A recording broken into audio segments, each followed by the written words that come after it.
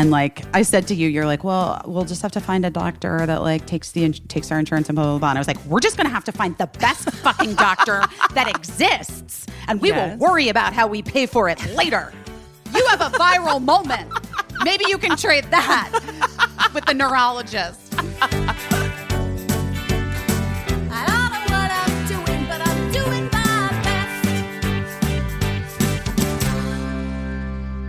There we go. Record that shit.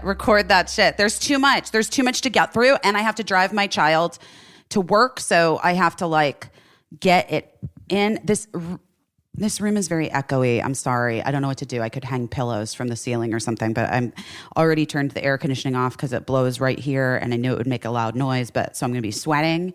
It's echoey. It's 8:30 in the fucking morning. Let's do it.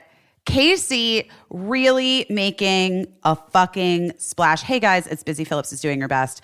I don't know if I've been doing my best this week, but Caissie certainly has been doing her best at getting the word out that she deserves credit for the Bennifer theory. And God damn it, she's going to take it.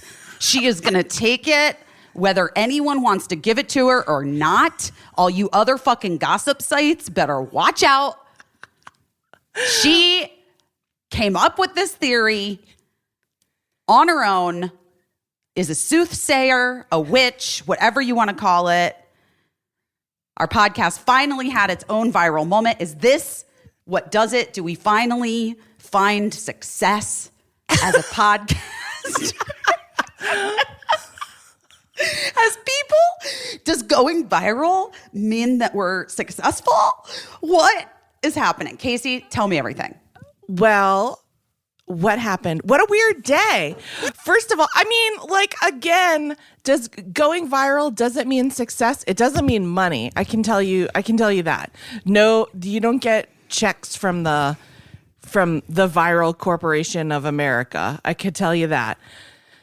But it has been an interesting day because, well, here's what happened. Those of you who listen to the podcast, you know we talk about Ben Affleck all the time. We are obsessed with Ben Affleck. In a healthy way. In a healthy way. We're rooting for him. We find him entertaining. I feel like he gives the people what they want in terms of... He is an entertainer. Yeah, he just content, and he's out there, and you know, he's doing memorable things all the time. And then think of the memes alone, guys. The memes alone, which he also does not get paid for. You know. By the way, can we just be clear though? He gets paid plenty. You know sure. Okay. Yeah, I mean, but you know, like if it's on a scale of like us and Ben Affleck, I don't feel bad that he's not getting paid for the memes. He's doing okay. Yeah, he's doing okay. Okay. Yeah. All right. So, you know, and we love Jennifer Lopez because she is Jennifer Lopez. And has always been, can I just say this? Personally, has always been very kind to me. Same. Always really warm and really funny and just acts like you're just as important as anyone else around, which we are. And so back in April, when it was rumored that they were hanging out after their various breakups, we were like, oh, that's cool. That's exciting news.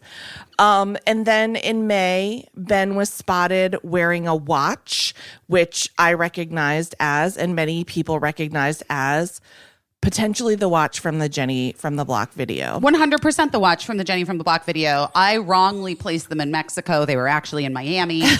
I'm embarrassed by my confidence in that statement, my hubris in knowing fancy places to vacation, although it really did look like Las Ventanas. I mean, yes. But like I said online on the Instagram, all fancy shit looks the same. I mean, if you're being real. Exactly. It has an aesthetic of wealth. Yes. Tropical wealth. So, so he was wearing in May, he was wearing this watch that he was given in the Jenny from the Block video back in 2002. And when we talked about it on the podcast with our friend Ryan from Special, you said, is it the same watch? And if so, is that like the sweetest, most sentimental thing? And I just blurted out this theory, which had been brewing in my mind, but it was so cuckoo that I kind of didn't want to say it out loud. So I was very reluctant. But when I saw that watch, it kind of hit me. They're remaking the Jenny from the Block video. Shot for shot. Shot for shot. It's like the 20th anniversary of the song is coming up. There, and here's what I want to be clear on. We never said this relationship was just for publicity, just to remake this video. No, I think they hooked back up. Yes. My addendum to your theory is I think they refound each other in this moment in their lives. They're having the best fucking time. And one of them has the idea, wouldn't it be insane and hilarious if? And then they were like, let's just do it. Let's do it. Yeah. So they're very clearly into each other. Very clearly into each other. And so I said this theory back in May on this podcast based on nothing, based on seeing him with that watch on and a gut feeling that I had. To be fair, most of what we say is based on nothing. Yeah, true. But it doesn't go viral, so we never have to defend it, So this is the first time that people went to the tape to hear about it and to suss it out. So anyway, so I said this theory, and at the time you screamed, which made me so happy because I was like, even if this is the silliest theory, it at least was delightful to us and we laughed at it. But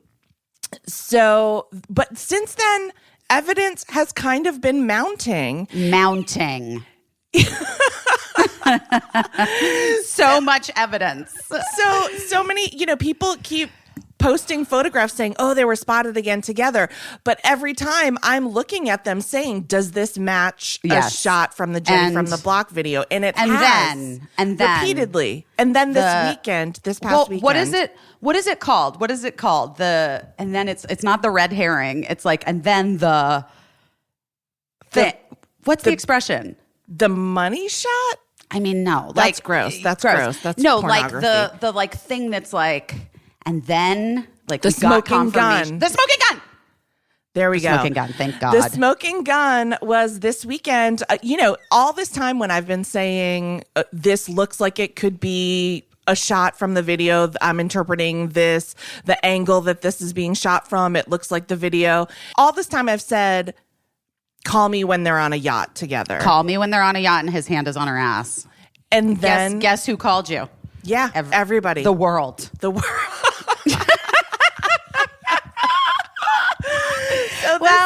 this weekend she had her birthday party on a yacht in the south of France. Come on. That was hand exciting. On the ass. It's too good. It was too good. And so it's just been 24 hours of giving interviews to internet outlets about how I guessed this. We still don't know if it's true. I mean, I'm hopeful. Listen, if it's not true, at this point, they know about it. And maybe they'll make it true. They've been contacted for comment by... No, they for sure know about it. One thing I do know about Jennifer Lopez, I again, cannot say enough how much I love her and how kind she has always been to me in person, IRL. Is that I feel like she's aware. She's not a person that lives if this were in some wild world, best friend Michelle Williams, I would have to call Michelle and tell her what was happening. You're and trending. She'd be like, really? What's that? Why? What do you mean? And then I'd have to explain. Jennifer Lopez, I feel, she's aware. She's aware of of the stuff out there. So so also she's aware of our podcast, and Jennifer Lopez, please come on it. I mean, come on. Here's the thing. Here's what I do want to say. If Jennifer Lopez is listening or Ben Affleck is listening, I'm sure they are. I'm sure they're subscribers. I mean, let's be real. I do want to say, I hope that we didn't mess up a surprise for you guys that you were trying to surprise us. Well, there's no we, it's you. But so guys, I'm still good. I didn't mess anything up. I didn't mess anything up. I hope I didn't mess up a surprise. I really just was excited at the thought of it. Give the people what they want. Like Yeah. that's just Yeah. give the people it's now been decided by the universe, aka celebrity culture internet, that this is what we need. And please just give it to us. We really want it. We really want Yeah. it. We really Yeah. fucking want it. Yeah. But also for those of you who are listening who, if you're finding the podcast this week because of this viral moment, I just want to say, yeah, we never said that the relationship was for publicity. We said they're back together and they're artists, they're creators, they're making this video because that's what they do. They create. And so hopefully that's what's happening. And I think it's like fun and funny. Yeah. Like I think it shows that both of them have a good sense of humor about themselves and their own like role within the story of their relationship. Whoa. Yes. Deep. Yes, that was deep. And also it's kind of ballsy because, if I made a video 20 years ago with my hot boyfriend or girlfriend, and then I wanted to remake it, I would think they're going to be compared side by side a lot. And so it's going to show the passage of 20 years, and neither of them have anything to worry about in the comparison. Well, Ben has really gotten it together in the last couple months. Come on. Let's As our be friend real. Michelle Collins said, they're together 2 weeks and he's hot as shit again. Yeah, he snaps it right the fuck back for J-Lo. I don't think that I don't think there's anything wrong with that. Like everybody knows that when you are getting some in a new way from maybe it's an old way from someone real hot, you got to snap it back together. That's just the way it is. Do you know, I have a theory about this actually, that, you know how I always believe that there are like just unstudied scientific phenomenon, or maybe it's that they are studied and I just am not aware. Right. We didn't go to Harvard. We don't know. Exactly. So I don't have access to medical journals, but I actually believe that I believe that a hormone kicks in your body that kind of snaps things together when you're really feeling it romance-wise. Ooh. Well, yeah, but remember, how do we bottle that? That's what I was talking about that at some point. How do you bottle that? That's the pill we need. It's a really good question, but I just, I have been in, we've all been in relationships of some kind or another, but I remember when I first started going out with my husband and people kept saying like, oh, you're in love, you're not eating. And I was eating like twice as much as normal. But it was just burning. It was just burning. You were burning up for Matt. For hotness. Yeah. So, I mean. Well, yeah. I mean, I similarly, but not exactly, I always know when I'm ovulating because it's always the day that I get the most compliments. See? I mean, truly, you guys, truly, when I am ovulating for 24 hours, I cannot go in public without someone commenting on how beautiful I am. I'm not kidding you. Everyone's trying to get you pregnant. Yes. It's like something happens. My skin glows. Your skin, yeah. I'm like not that like I just look like the fittest that I look all month. I am like, put a baby in me.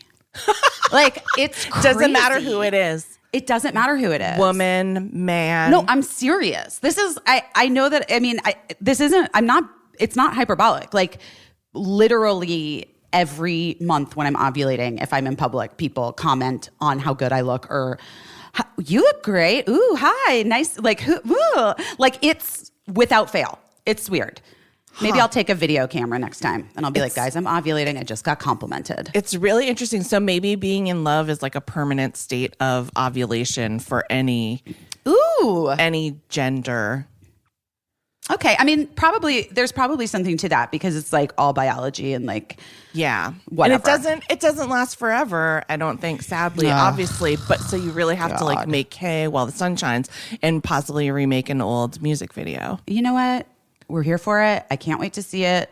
Ben and Jen, just know that everyone's rooting for you and everyone just wants you to be happy. And whether that's together or apart or remaking this video or not remaking this video, but definitely remake this video, we're happy for both of you. I'm happy for anyone who's just like out there taking a chance, you know? Yeah, I think so. And I really think that, I've been trying not to get in tiffs with people online who are kind of like sour pusses. And I know it's so weird. And I'm like, I really don't have any skin in this game. I just made an observation and I like these people. By the way, I like all of their former significant others as well. No one better than Bennifer Garner. That's just nobody is better. Yeah. And the nicest human on earth, the greatest mom, the sweetest person, like the coolest lady, a great actor. Just no one's better. I dig Mark Anthony. Very tiny and cute.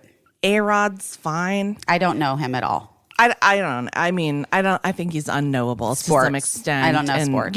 And I don't know the reasons why anyone broke up or what their interpersonal relationships are. But in terms of and I double checked this because the one criticism that really kind of I was like, people are like, you never see Ben Affleck with his kids. And I was like, I checked Bennifer Garner's Instagram. You don't see their kids on there either. No. So probably it's an agreement that they have. It's a choice not to show their kids. Also, I have clearly made a different agreement, and we can talk about that. I'm just saying we only know what we know, and I know people need to calm down. This is where the public person, the public facing person that I am comes out, and I get real fucking annoyed when people. I'm not judgy of how anyone chooses to parent when they're in the public eye, and especially, I just find it very strange when people make comments like, "You never see so and so with their children." It's like you may think that you see every fucking moment of every day of these people. That's what it feels like to you because of the paparazzi coverage of them running to Dunkin' Donuts or, out to the grocery store or in Montauk or whatever. You are not with these people all day, every day, every week.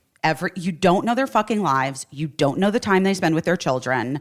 You cannot pass judgment on what kind of parents they are based on anything that you see photographed in celebrity rags. It's just a fact. It's just a fucking fact. So cool it with that, Karen. Fucking cool it. And just everyone take a deep breath because you just and leave people's children out of it in all ways. Unless, of course, you're me and you just decide to let your child become a professional actor at age 12, which we can talk about now. Yeah, we can talk about that. I feel like this. We want this video from 2002. For whatever reason, it's tickled our fancy. We want it back. But let's not go back to the way that we behaved in 2002 toward celebrities. Ooh. Let's not be cruel. Let's not do the exact same thing that we're all feeling apologetic about, the way Britney was treated, the way Paris Hilton was treated, the way so many, and I'm sure other people got it worse. So you don't want to be, and you don't want to be the one that's like, I'm team so-and-so versus team so-and-so, because when you really start to dig into it, it's just not a great road to go down. Yes, one woman wears makeup and sexy clothes and the other woman is wholesome and whatever. That's not, don't do it. Don't do it. Wondrium, Wondrium, Wondrium, Wondrium. Listen, guys, we love learning stuff. I love learning stuff. You're never too old to learn stuff. Let's be real. And sometimes you find yourself, I don't know, in a trailer while your child is working. You have some extra time on your hands, and that's where Wondrium comes in and is my new favorite streaming service currently. Listen, previously known as the Great Courses Plus, it now offers even more incredible content, because with Wondrium, you can learn what you want, when you want, how you want. You can learn at your own pace through a wide variety of learning experiences. Not everybody learns the same. You know, I'm a visual learner. Documentaries, tutorials, travel logs, more. The programs are led by expert presenters and fantastic nonfiction storytellers. Everything is super engaging. They make it so fun and exciting. I could literally binge watch it all day. And I am currently actually doing that very thing. For instance, here's one thing that I have been watching. I've been watching about the life and works of Jane Austen. Very many interesting facts about Jane Austen.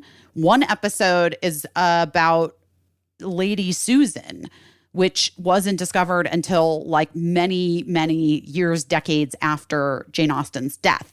So I'm like very into diving into what life was actually like. If you're a fan, if you had to read it in 7th grade and your child has to read it, and so therefore you have to read it again, I don't know. It just like makes it all sort of richer, you know, for me. And I'm really thinking about the novels in a new way after watching The Life and Works of Jane Austen. That's the one that I'm currently on. I also am interested, and I'm probably going to watch this thing that I found just scrolling through called The Brain-Based Guide to Communicating Better, because you might think that I'm a great communicator, and sometimes I am, but also I could do better. Anyway, you guys, I'm just saying this. Explore all of your wonders with Wondrium. Trust us. Your brain is going to love it. Sign up today and get our special limited time offer, a free month trial of unlimited access. Go to wondrium.com/best. That's WONDRIUM.com/best. For your free month trial. Wondrium.com/best. Getting busy with it. Getting busy with it. Getting busy with it. I'm sad that Caissie's not here for this Vizzy one. I have to do the ads myself because, you know, I'm in this trailer and Caissie's not here and internet is spotty, guys. And I really could use a Vizzy. Listen, I know that there are a lot of hard seltzers out there, but you know why we love Vizzy. I love it because you get the option to have something a little extra that makes your choice easier with Vizzy. Vizzy's the first hard seltzer with the antioxidant vitamin C. It brings something unique and delicious to the table. Listen, it's kind of just like me. You know what I mean? I am a bitch that contains multitudes. You know, I care about a lot of different things, and I want to be able to provide a lot of different things to you, our listeners. And Vizzy wants to provide a lot of different things to you, our listeners, as well. So why don't you grab yourself a drink that can do both with Vizzy Hard Seltzer?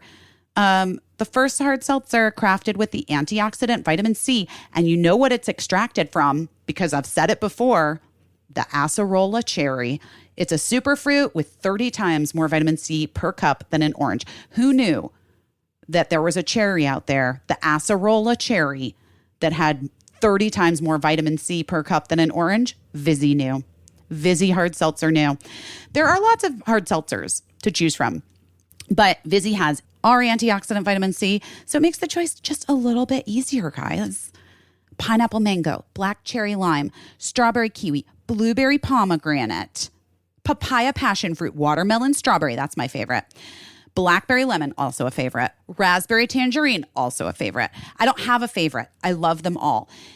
In April, Vizzy also launched its own lemonade hard seltzer in 4 delicious flavors: watermelon, peach, raspberry, and strawberry, with the same antioxidant. You know it, vitamin C. So, guys, I love Vizzy. it never hurts to add some vitamins and antioxidants into your mix. So enjoy refreshment with Vizzy and with the antioxidant vitamin C. How many times can I say antioxidant vitamin C? 5 more? Maybe.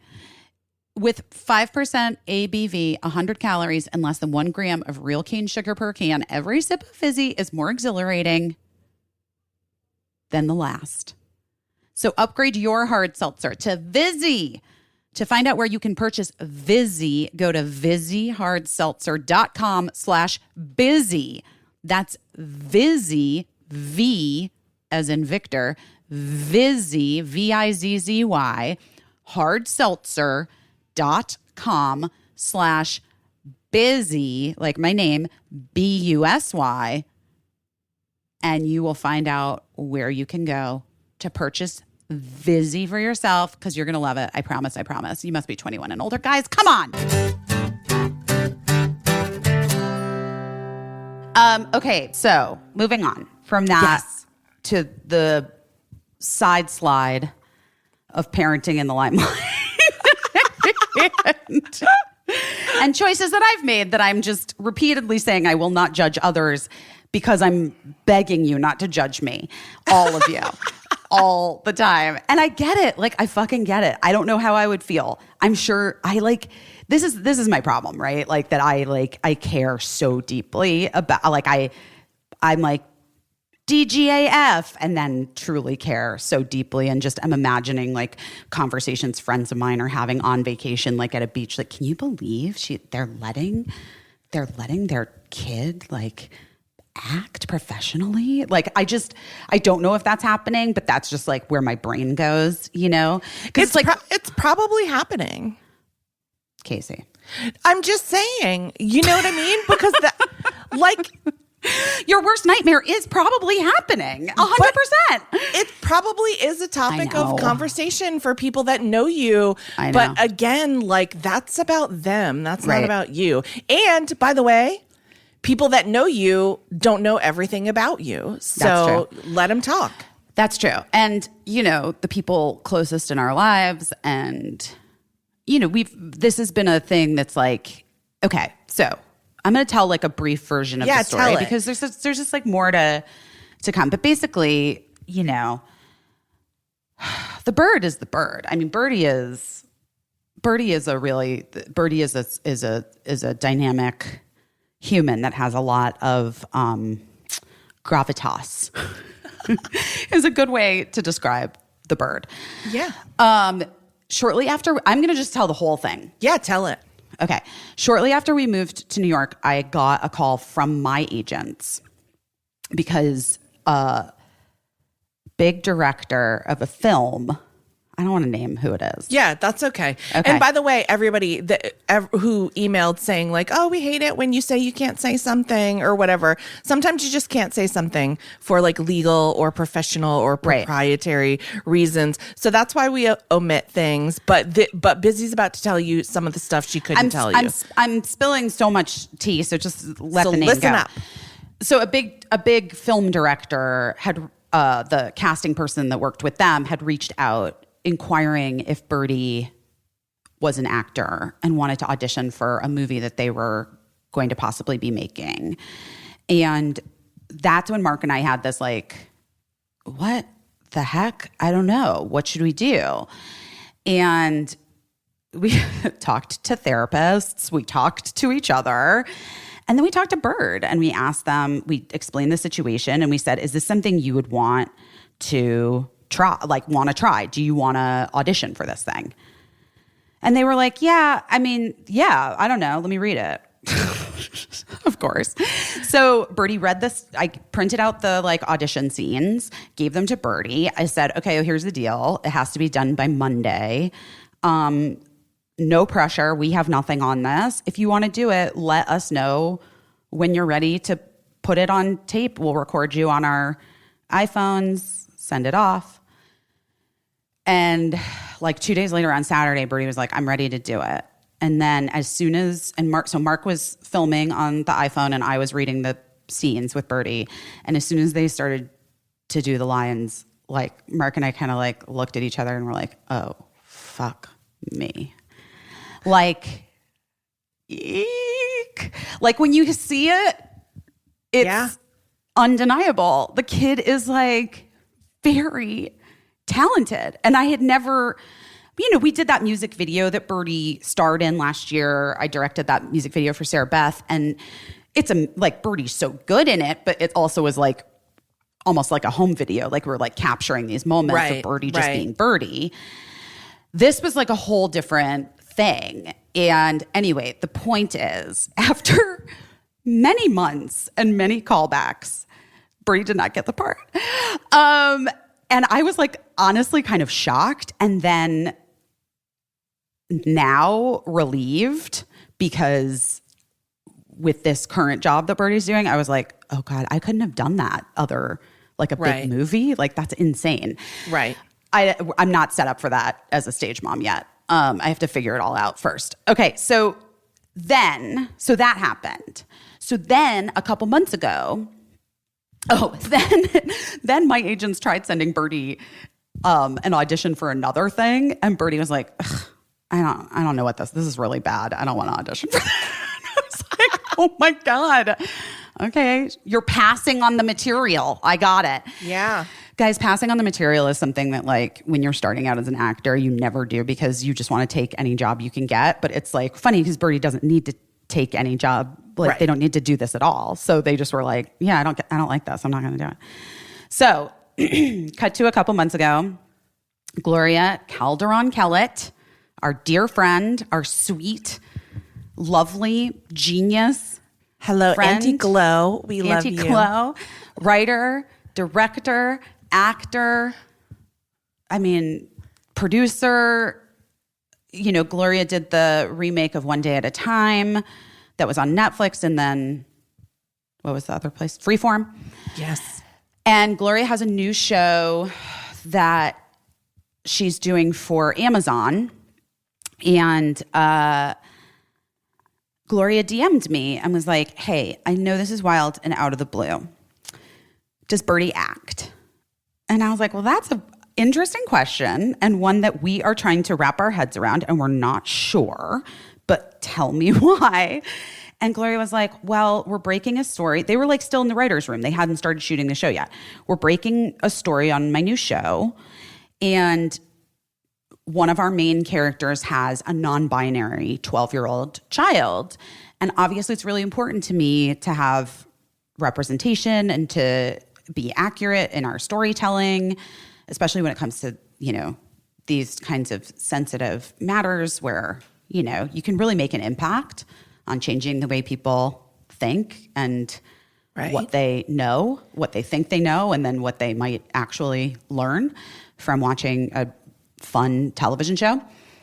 And so I was just wondering if, not an easy find in the world, like non-binary 12-year-old actor. Right. Professional child actor. Right. So I was like, well, told Gloria the story of the auditions of the previous several months of auditioning that Birdie had done. And I was like, so kind of, but just let me know when it's closer to the time when you guys are doing casting for it. Like, if you want Birdie to audition, I can put them on tape. They can read it, whatever. I'll let you know. And so when they got close to the casting of it, last June, I think it was. Yeah. Gloria sent us the scripts, and Birdie and I read them together in their little bed.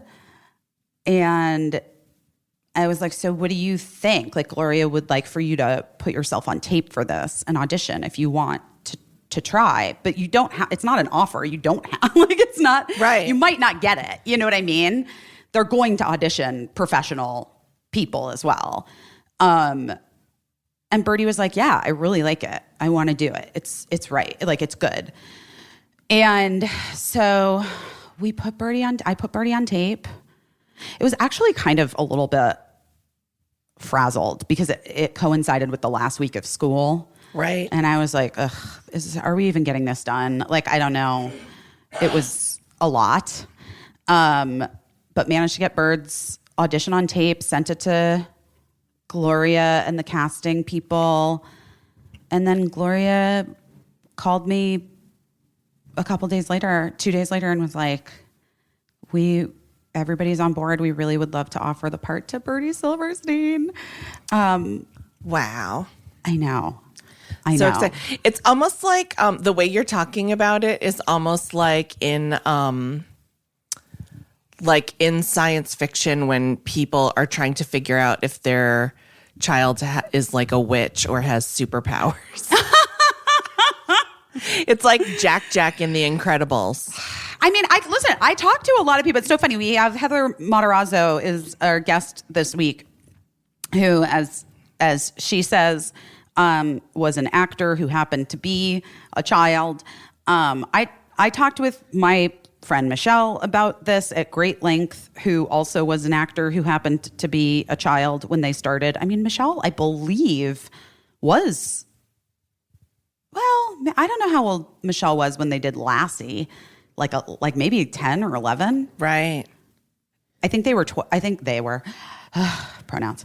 I think Michelle was 12-ish when she did Species.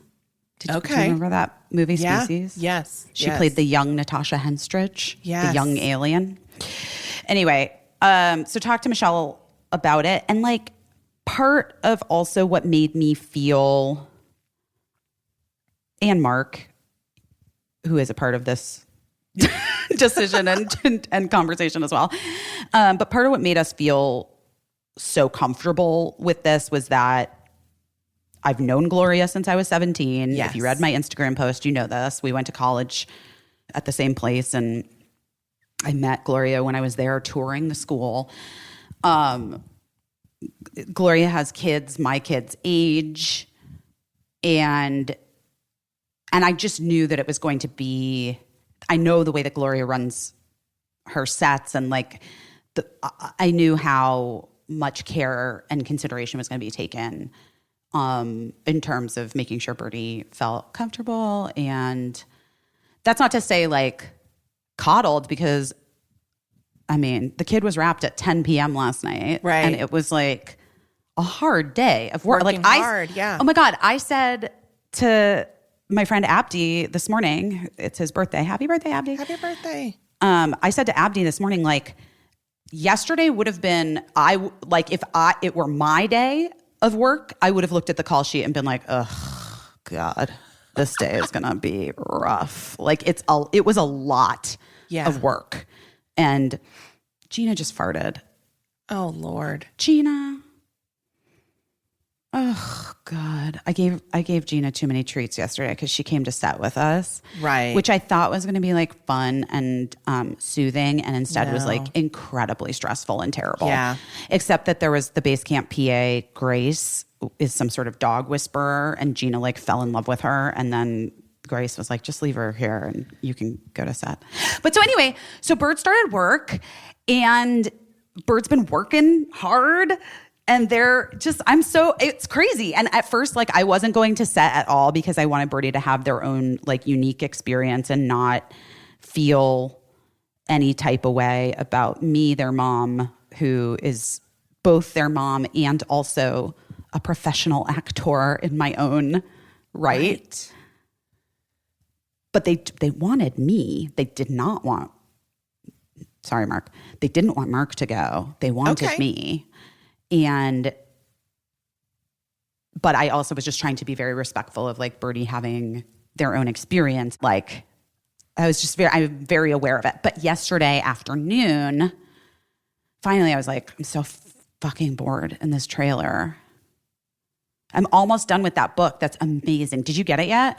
I didn't get it yet. I have to get it. No, I'll get it for you. I'm going to get this. I want to give you a gift. Let me buy this book for you. That's so nice. I'm going to go buy it from an independent bookseller. Guys, the book is called No One Is Talking About This by Patricia Lockwood. It actually was a recommendation from the aforementioned Abdi Nazemian, who also happens to be Birdie's godfather, is a great writer. I was about to say, who also happens to be an amazing author in his own right, and whose book, Like a Love Story, is an incredible, it's technically like a YA book, but guys, get it, read it. It's so good. It's amazing. Anyway, Abdi recommended this book. No one is talking about this, by Patricia Lockwood. And I had tried to read it, and I was like, I can't get into this. I wasn't feeling it. And then someone gave it to Mark for his birthday. I tell this story in the interview. Anyway, my point being, guys, get the fucking book. This book literally changed my brain, and it's like changing the way that I'm thinking about things. And it's like, so it's a novel. It's so timely, but it's also set in the future, but it's just like heartbreaking, but it's about everything. It's about, it's about humanity. Yeah. It is about humanity.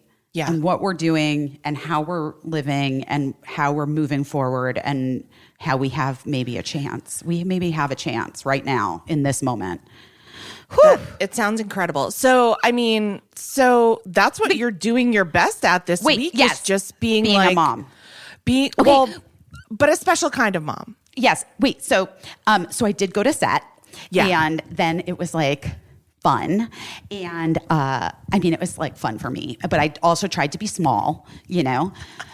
I did. I wanted to be small. I wanted to like blend in. I didn't want like, you know, I didn't want to be like loud and demanding attention and being like, well, on Girls 5 Eva, you know, on Girls 5 Eva, this is how we do it. Although I did tell a few Girls 5 Eva stories, but only very with low volume. If you were asked. In regards to like COVID protocol stuff. Gotcha. Okay. I had a conversation with the wardrobe girl about like how we did the COVID protocol stuff. Whatever. I mean, I wasn't being obnoxious. Shop is talk. What I'm hoping that I wasn't being obnoxious. I don't think I was being obnoxious. I think you did it. If you're making an effort, Gloria was like, at one point was like, I need to take a picture of you guys. I need to take a picture of you. And Birdie was standing next to me. I was sitting in a chair behind the monitors with Gloria and the producers and stuff. I stood up to take the picture, and Birdie sat down in the chair. And I started like laughing, and Gloria took this picture, and I showed it to Mark when we got home last night from work.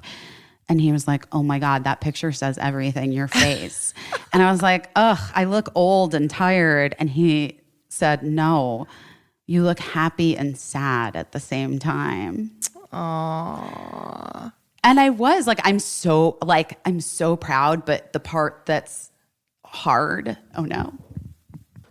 is just like the passage of time, and just like, you have older kids, and just watching them become the people that you like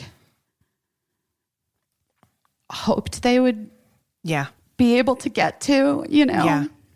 And that's the other thing too. Like, I actually don't give a fuck if people judge me, because they weren't in this house parenting this child for the last, they don't know, like, sometimes a win is just a fucking win, Yeah. And I'm really happy for Birdie to have that win, to like have that feeling. Yes. And to know that like the thing that makes them special and unique is valued. Yes. By people. Yeah. That are fucking cool people. Yeah. Because it's already talking about things that people don't know. It's Birdie's been on a journey, and it's already been a long road. Yeah. And so this is a win that, I know exactly what you're saying. So I'm so proud of them. And also I hate being on set. It's so annoying. And I have to do it. Like, we can't trade off now because of COVID. Yeah. And like the testing stuff. So it has to fucking be me. And it wasn't bad the first day because we were like in an area where I could get stuff postmated to me, but I'm not allowed to leave. And like, right. I'm just stuck there. And the set yesterday and today, is like so far away that like, yes, last night I was like, I really just want to get like coffee Postmated and that there's no Postmates. And I don't want to be like demanding, like if I were an actor on the show and be like, can someone from Transpo or can a PA or something run to Starbucks and grab me a coffee? I can't do that. Right. It's not my show. Right. I have to be fucking chill. You got to tell Birdie to ask for coffee. You guys, you can't see my face, but I'm giving Caissie a get the fuck out of here. No, I'm trying to teach 2 Can I tell you coffees. something? Can I tell you something?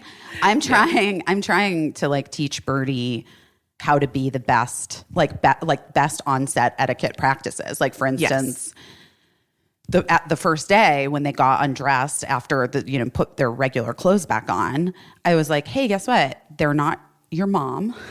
You hang up your clothes for the wardrobe people at the end of the day.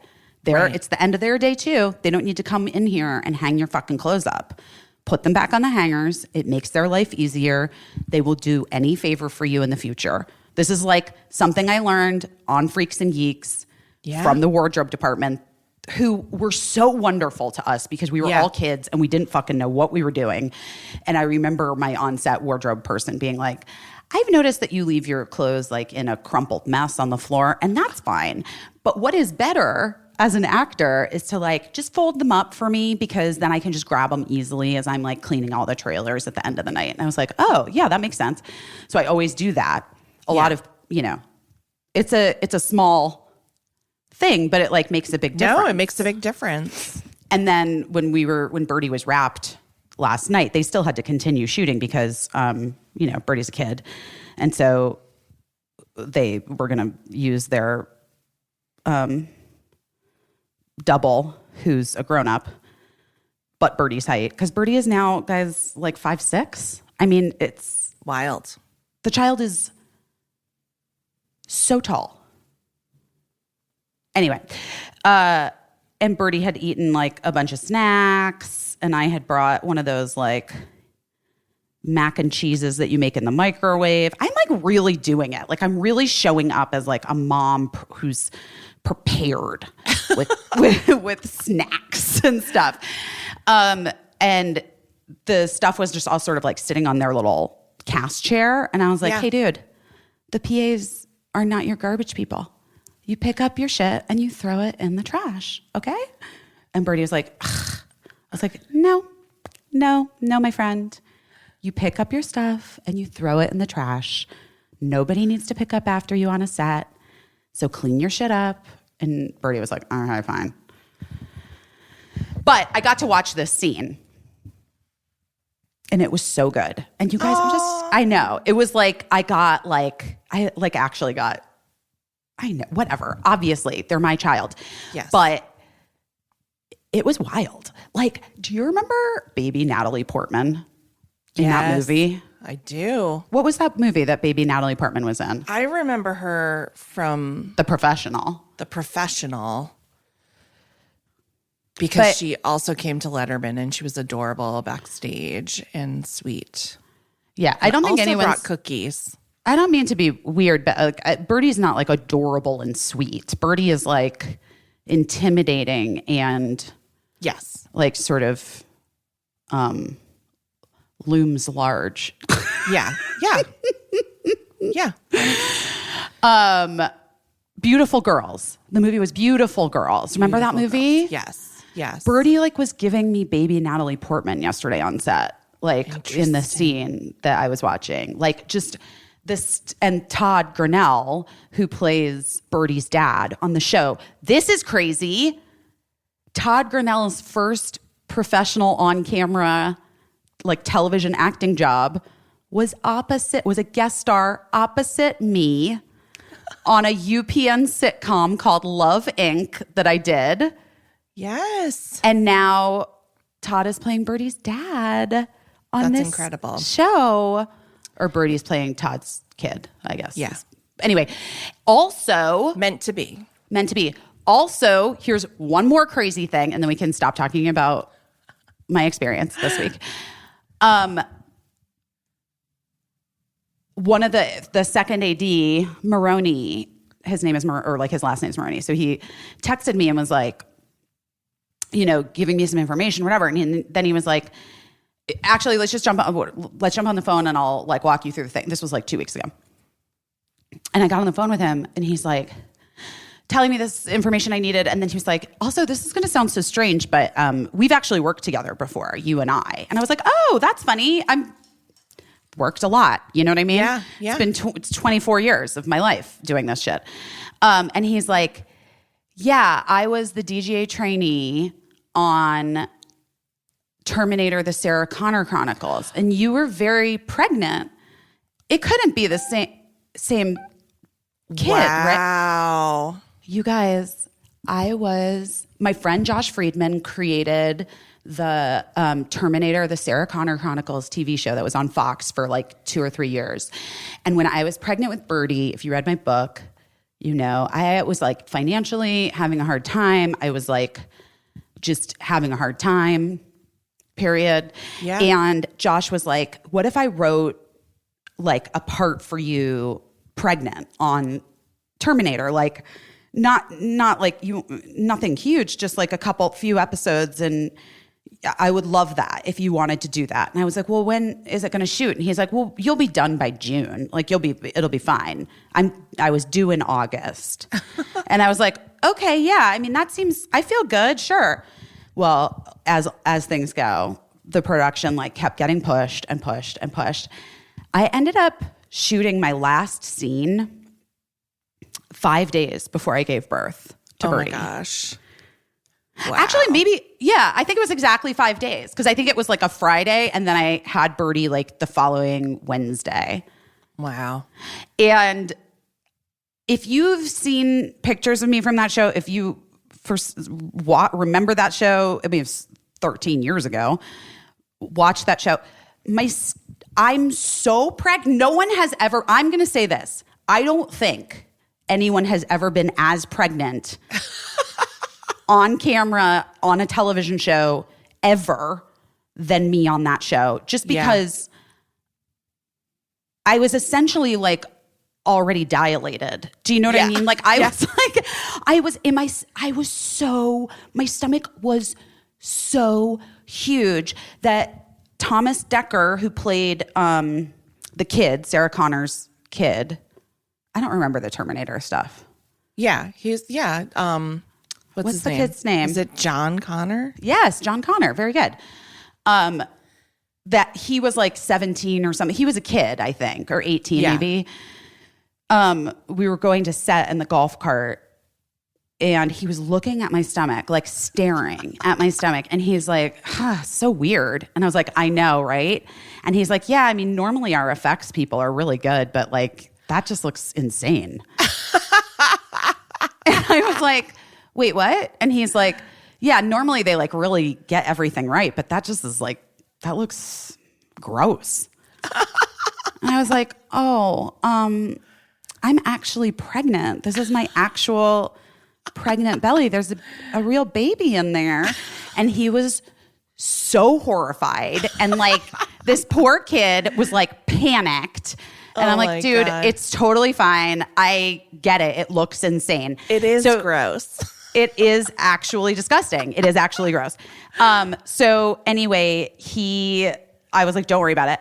But so Maroney was there, like helping take care of me when I was 9 months pregnant with Birdie, and then now is here on set with Birdie as an actor. That's wild. So full circle. So crazy. Full circle moment. Well, it sounds like it's just such a wonderful experience. And it sounds like it's a learning experience for Birdie, but it's like an exercise in perspective for you, seeing the other side of something that you've done so much. And it's in a really safe environment with Gloria, who's just the best. And I'm just really happy for everybody. That's amazing. So like, that's a really great best.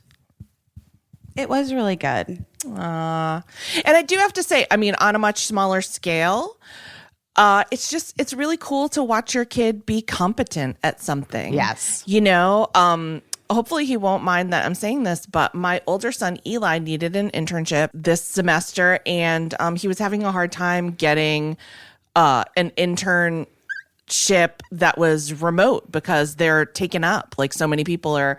And I was like, well, geez, like we have a production company. Do you want to be an intern? Is that allowed? Are you allowed to be an intern for your mom's company? And so we had to jump through a lot of hoops to prove that he was actually going to be working. So he's been working as our intern on the podcast and other stuff. And I have to say that I was kind of like, oh, like, how's this going to be? Because, you know, you just don't know. You don't know. But it's amazing to see him be so competent, so on his shit, and like takes it really seriously. He's nailed it. Yeah. Which is kind of, you know, it's kind of funny. And I shouldn't have doubted him. I don't think that I doubted him. It's just, you wonder like, oh, what's your relationship? Like he knows Busy and what's his, and mom's going to be like, you know, involved in all of this. But it's truly like, he's super competent. It's like we just got an intern that was like brilliant from outside. And I know. Yeah. So it's like a nice thing. It's a nice little gift to be able to see your kid like doing their thing. And it's been helpful. It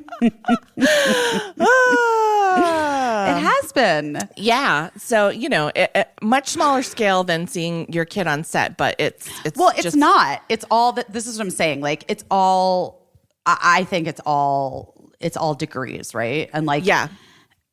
I don't know. I feel like it's not dissimilar at all. And Eli's been doing so great. Thank you, Eli.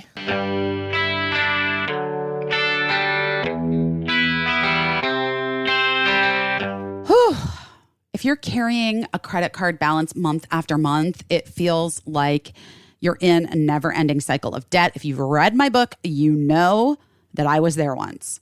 Upstart can help you make that final payment so you can get ahead. If you are a person who's currently dreading looking at your credit card statements, you're not alone. Debt can feel crippling and produce anxiety and make you want to just hide from it. But don't hide from it. Call Upstart. Upstart can help you on your path to financial freedom.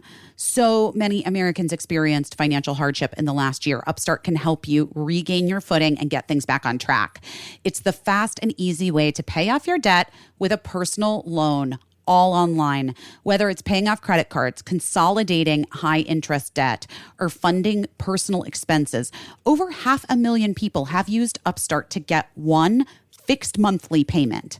Upstart knows you're more than just your credit score, and they are expanding access to affordable credit.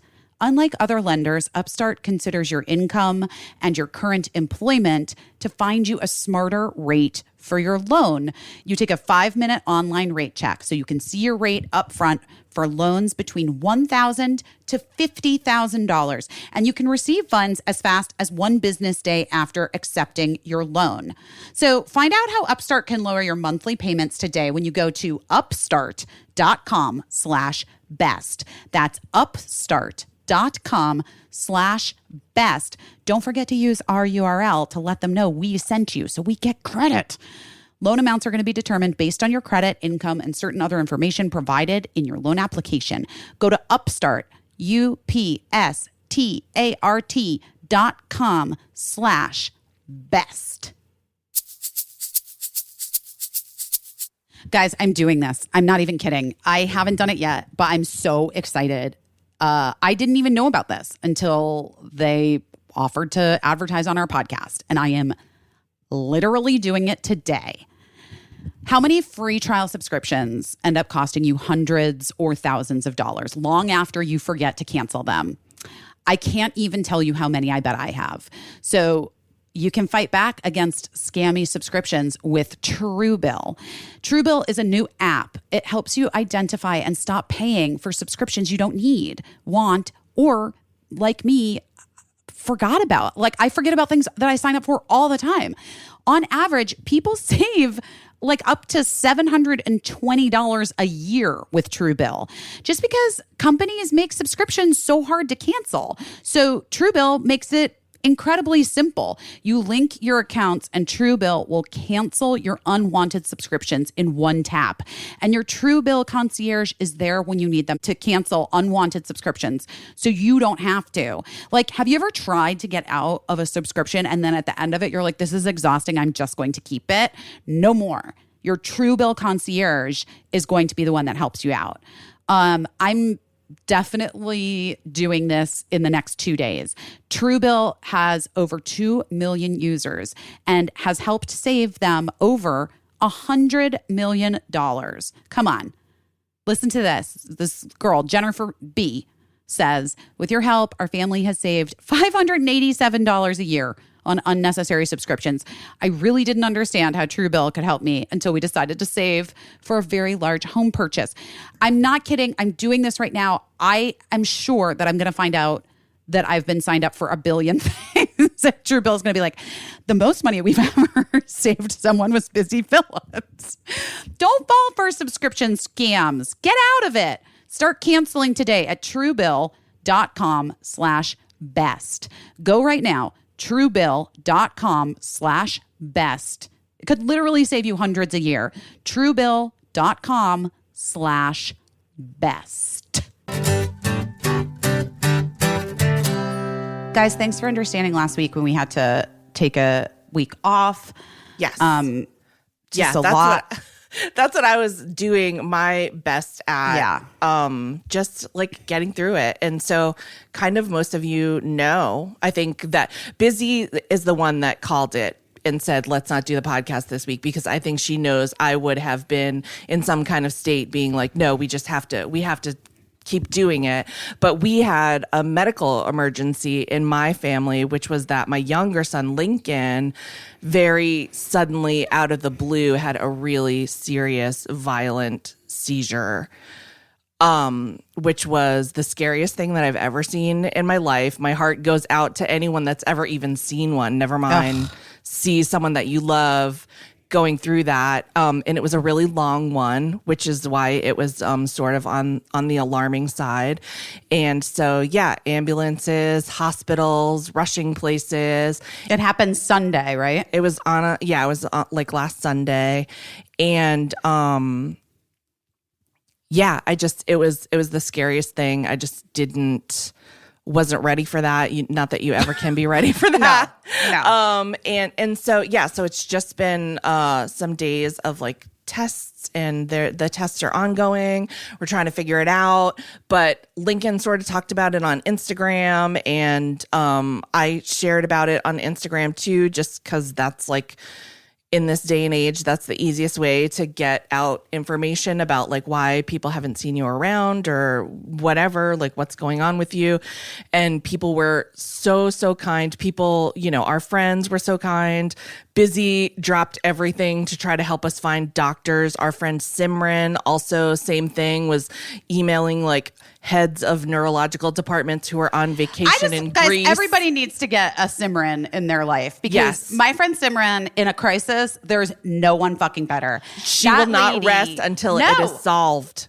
It's insane. Like truly, I was with Simran in South Carolina when I got Caissie's text. Actually, Simran and I were in the car together when I got your text. And I was like, oh God. And I started to kind of panic, and then I was writing you back. And then Simran was like, what do you need? What do we need to do? Tell me what I'm doing. And I'm like, she's like, I know every doctor in every state and every place. I was like, okay. Yes, let's just take a breath. And then we're going to see I don't even know. At that point, we didn't literally had no information. So I was like, let's just.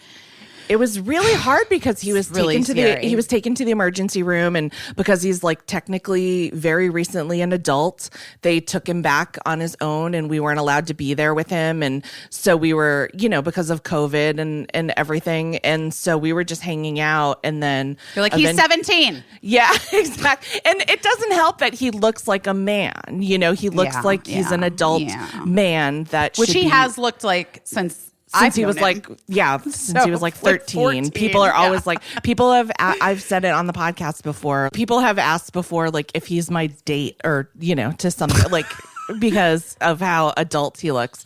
But yeah, so anyway, and also shout out to my friend, hi Crix. Shout Cricket just came in to try to help. Okay. Adorbs. Shout out to Bette Midler, who was like, Elizabeth Berkley's brother is a well-respected neurologist at Cedars-Sinai. Let me get you his number. Just everybody was really, really helpful, and everybody was really kind. And our friends, Ashley Nicole Black and Chelsea Devontas and Yasser Lester, just truly like 3 extra parents to Lincoln, in addition to you and Simran during this time. And, and I was kind of, it's just like, we're trying to figure it out. We're trying to figure out what happened, and it's a lot of tests, and it's not pleasant, and trying to like let him live his life, but also keep an eye on him while, yeah, everybody knows how this stuff goes, but it's hard. You're 19, and he was supposed to take his driving test. It's such a fucking bummer. Just like everything in his life. Yeah, that's what I was going to say. Like this kid, first of all, no prom, no graduation, no freshman year of college, like no living on his own. Right. Like none of it because of COVID. And then he's literally about to take his driving test and has a massive seizure and is like, I mean, not literally about to, but like that week. It was scheduled for before. Later. Yeah.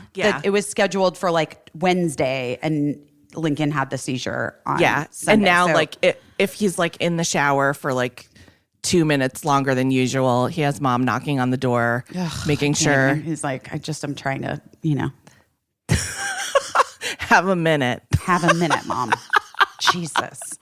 But I will say for it to happen to anyone, not that it's like good that it happened to him, but he just has the right temperament to deal. Like he has the right temperament to deal with anything. Yeah. Ever. He's been supportive to us, and he's been so understanding. He's the sweetest fucking kid. I can't. I'm obsessed with him. He's been really wonderful, and also like hilarious sense of humor. When he started to be, it took him a while to like come around after, and that was scary too, because we were waiting to see like, well, what's there, and is anything missing, and so when he finally came back around, and then he just started to be funny, and that was a huge relief. But we're figuring it out. Also, our friend Dr. Seema has been really wonderful. Just she always makes sure that you know what to ask, and that is a huge privilege, and I feel so lucky. And I asked Lincoln if it was okay to talk about this, and he said yes, it's okay to talk about it. He does want everyone to know that he didn't pee his pants or poop his pants. Not that there's anything wrong with that, but he said that's what he'd be curious to know. Oh, my God. He feels very lucky that wasn't part of the equation that day. I saw we had once on, I told you this, but there is literally nothing scarier than seeing someone who have a seizure. And one time, we were doing rehearsal for a Thrilling Adventure Hour in Ben's house, Ben and Julie's house. And one of the actors had never had a seizure before and had one of like what you were describing. And it is very terrifying. It's terrifying. Yeah.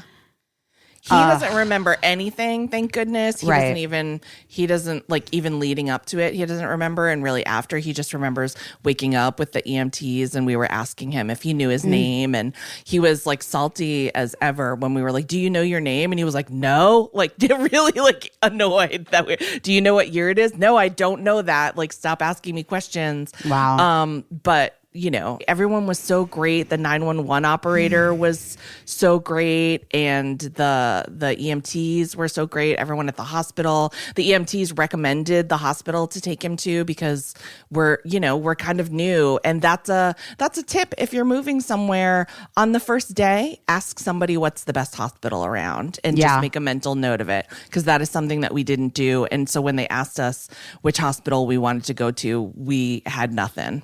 And so, we relied on this EMT saying if it was my kid, I'd take them here. So that's where we went, and we were really lucky because it was a great hospital. I have to say this too. This is just a helpful hint that like I didn't know, because I know we do have a lot of like parents and younger parents. Yeah. Guys, get the name of a pediatric, well, if you have kids, get the name of like a pediatric plastic surgeon and put it in your phone. Yes. Because if your kid busts their face open and you go to the emergency room, you're going to want to call somebody to stitch their face up who's not a resident. Right. Because they're just doing field work. They're just like learning how to stitch. Yeah. But that never occurred to me until our friend's daughter like took a real bad fall at a play date. And like, yes. And they have a lot of people to stitch up too. So, so they'd probably be grateful to have you bring in your own person to work slowly and carefully. But yeah, and now we're just, we're going for an MRI at 10 p.m. Friday night. Weird. I didn't know they had. Why is it 10 p.m.? I have no idea. I'm like, is it like a disco bar MRI? Like, what is happening? Which one is an MRI? Is that the one where you're in the thing and it goes whoosh? Yes, in the tube. The unpleasant. Is he going to take can he take something? Like, we'll see. Probably not, actually, because he's off of seizure medication because they want to see if he has another seizure, so he can't, because like sometimes they let you take like Xanax or whatever. Yeah, I don't know. He's not supposed to drink, and they said no drinking and no drugs, which so I feel like, I don't know. I will definitely check into it. And and it's so weird because we just kind of like check in every day, and every day he has like a new bruise from the incident. He popped up with like a black eye and like a huge bruise on his arm from when he fell. He has a raspberry on his forehead. But also what I've been noticing is that my husband and I are also covered in bruises. So it must have been just, we must have been running into things and just, and he's also bigger than both of us. So that was like, that was part of, and our house is entirely made of glass. So to have like a 6'2" teenager having a seizure in a literal glass house is like, it's a very weird and scary situation. God. But he's doing great, and he's so grateful to everyone who listens to the podcast, who left him notes on Instagram and everything, just nice notes and helpful tips from people that have had seizures in the past. Really sweet. Well, you know that we love you so much, and we love that kid so much, and any of us would do anything to like make sure that he's good. Yeah. And like I said to you, you're like, well, we'll just have to find a doctor that like takes our insurance and blah, blah, blah. And I was like, we're just going to have to find the best fucking doctor that exists. And that's who Lincoln's going to. And we will worry about how we pay for it later. And Caisie's like, that's not how life works, busy. And I was like, it is now. Well, you have a viral moment. Maybe you can trade that with the neurologist. Do you know who I am? I'm the woman that thought about that video. Oh my God, by the way, this really ties back into that book I'm reading. You really got to read this fucking book. I'm telling you. I'm excited to read it. You're going to love it. I'm going to give it to you this weekend. I'm going to see you this. Can we see each other this weekend? Yeah, of course. I guess I realize it's only right now Tuesday. When you guys are listening, this will be Wednesday, but I'm working all week with my child. Yes. I'm at work all week. It's my husband's birthday on Sunday. So what are you guys doing? I'm going to take him to the restaurant Jar. Maybe he's just finding out now as a surprise, because he has driven me. He's wanted to go to that restaurant in Los Angeles, Jar, for the longest time. He's never had opportunity to go, but the amount of times he's dropped me off there to have dinner with someone else feels rude. Feels rude. So we're finally going to go to Jar. Mm-hmm. So if you want to come eat a pork chop at Jar, you're welcome to join. I love Jar.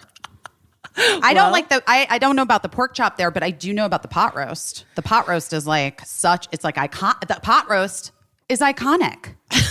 Everything there is so delicious. And last time I went there with Josh Mankiewicz from Dateline and our friend Janie Haddad. Yes. I really wanted the celery soup, and they kind of made fun of me. Like that was like an old lady starter. Fucking delicious. The chef came out to talk to Josh Mankiewicz because he's like the mayor of Jar. And she was like, the celery soup is amazing and it's the correct choice. And so I got everything's delicious there. Yeah, and everybody just had to watch you eat it and wish and they had made fun, and so they couldn't ask for taste, and that was on them. There not you go. On you. There you go. Well, listen, I don't have too much time because I really do got to get on the road. Yeah, you gotta go.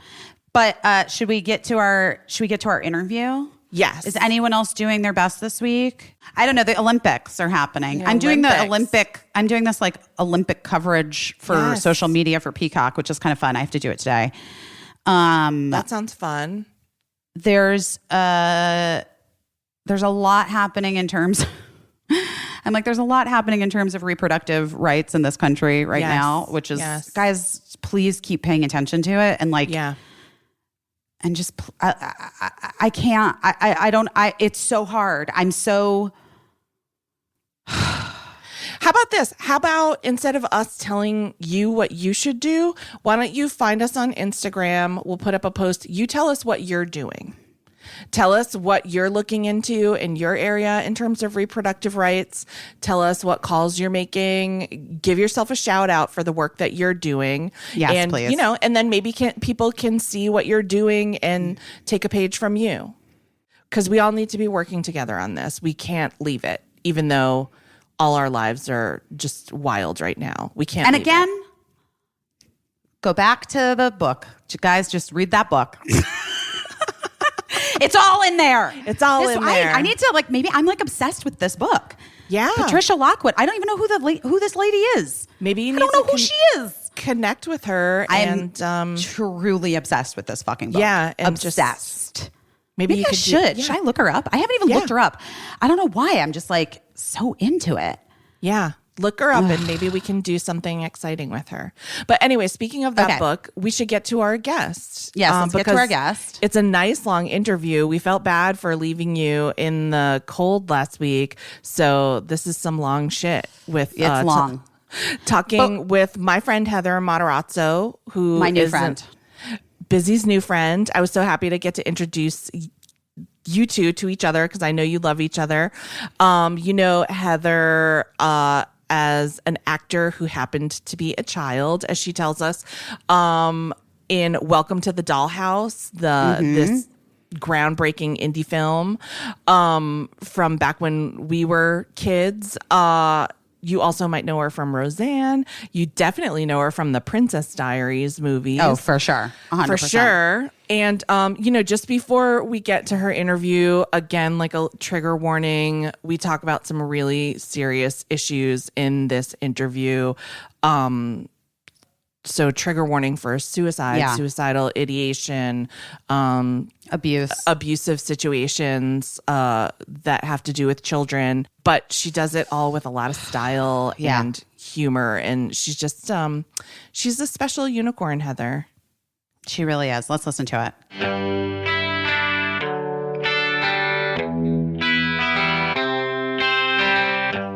If you've been listening to this show for a minute, which by the way, we almost have 50 episodes, which is pretty impressive. You've probably heard us talk about our Helix mattresses, which we're obsessed with. Dude, we love them. You know we love them. But that's why I'm excited to tell you, listen to this. Helix has left the bedroom and started making sofas. That's right. They just launched a new company called Allform, and they are already making the best sofas in the game. So what makes an Allform sofa so good? For starters, it's the easiest way you can customize a sofa using premium materials and at a fraction of the cost of traditional stores. You pick your fabric and it's spill, stain, and scratch resistant.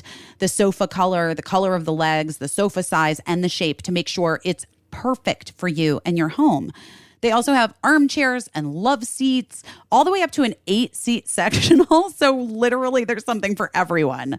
And you can always start small and buy more seats later if you want your Allform sofa to grow and change with you when you move. They're also delivered directly to your home with fast, free shipping. In the past, if you wanted to order a sofa, it could take weeks or months to arrive, and you would need someone to come and assemble it in your home. Allform takes no time to arrive, and you can assemble it yourself in a few minutes, no tools needed.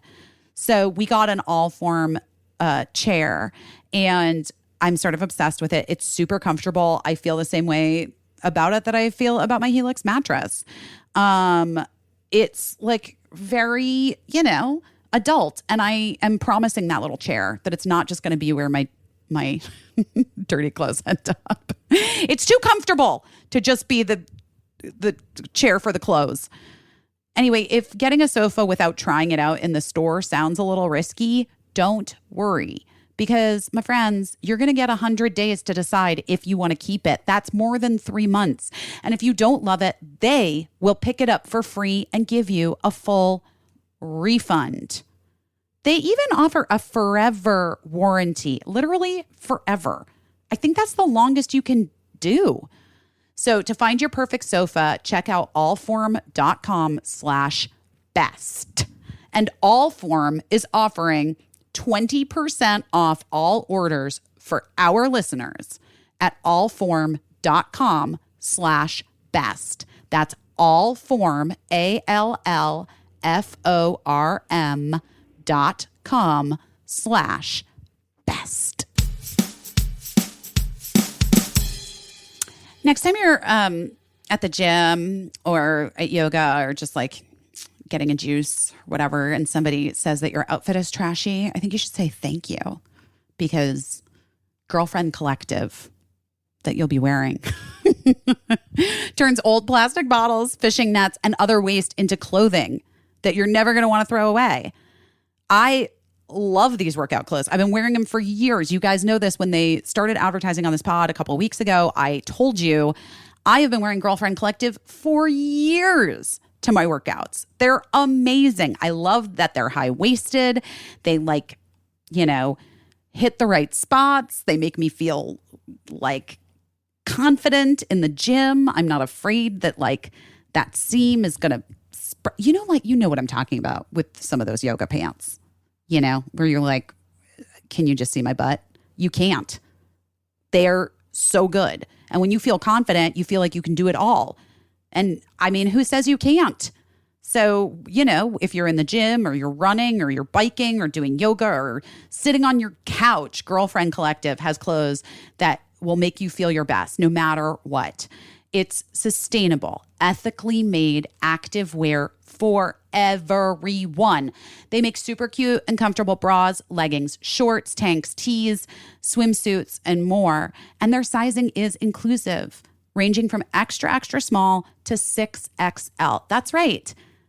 Girlfriend Collective is the best. So whether you're working out, running errands, doing nothing, Girlfriend Collective has functional fabrics, colors, and styles for all activities.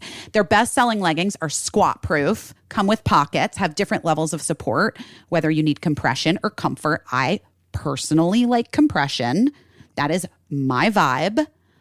And they use recycled materials to make their clothing, and their shipping is 100% recyclable. And Girlfriend Collective also now has a garment take-back program called Re-Girlfriend. So once you're done loving your pieces, which will be forever from now, of course, you can send them back to be upcycled into new girlfriend gear. How cool is that?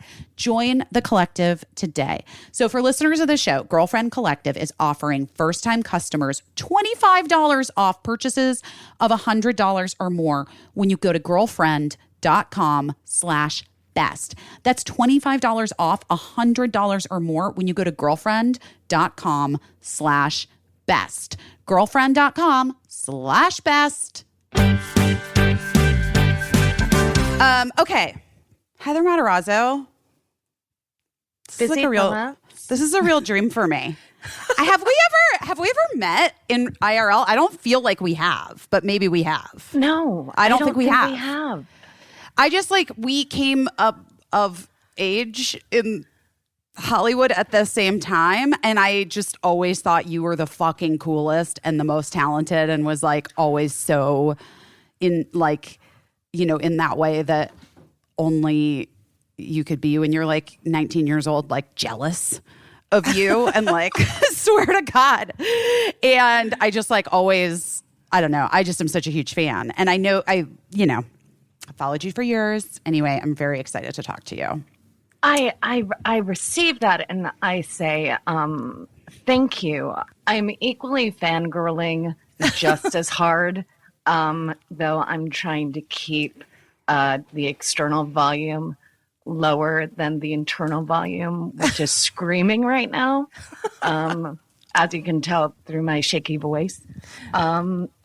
Yeah, I think you're fucking awesome. Are we allowed to curse on here? Yes, curse all you want. Please do. Okay. Yeah, I think you're fucking awesome. I'm so glad that we're getting to do this. And I have like so many questions for you, including mosh pits and broken legs. I have lots of stories. I have lots of things. Oh my goodness. And Heather and I have known each other. We've been friendly since she was a child and I was a childlike adult. Where did you guys meet? Explain to our audience where the two of you met. Was it at Rosie?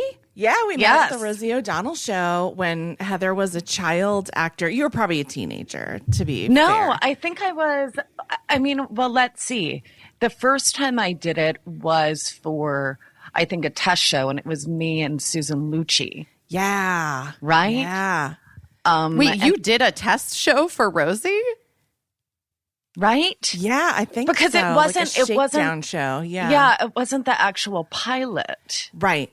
We didn't do a pilot really. We just did it went right to series but we did like a week of shakedown shows to practice. Yeah.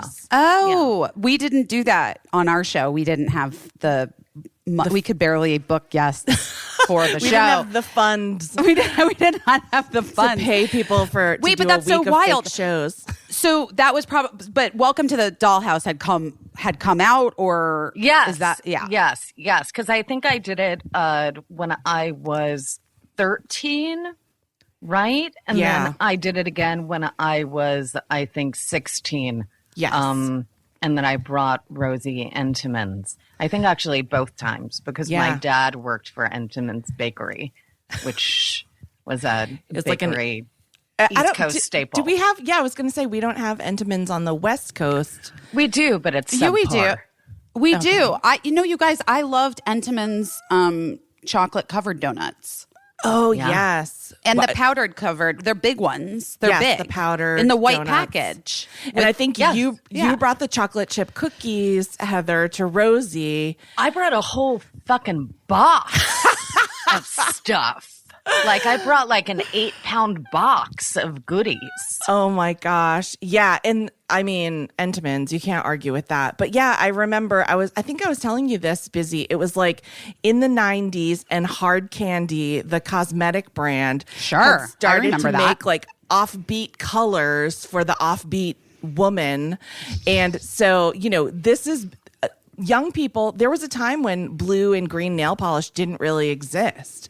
It was you had two choices. You had Wet n Wild Black that was only for Halloween, but then at a certain point it was like year round, but you couldn't always find it at every drugstore.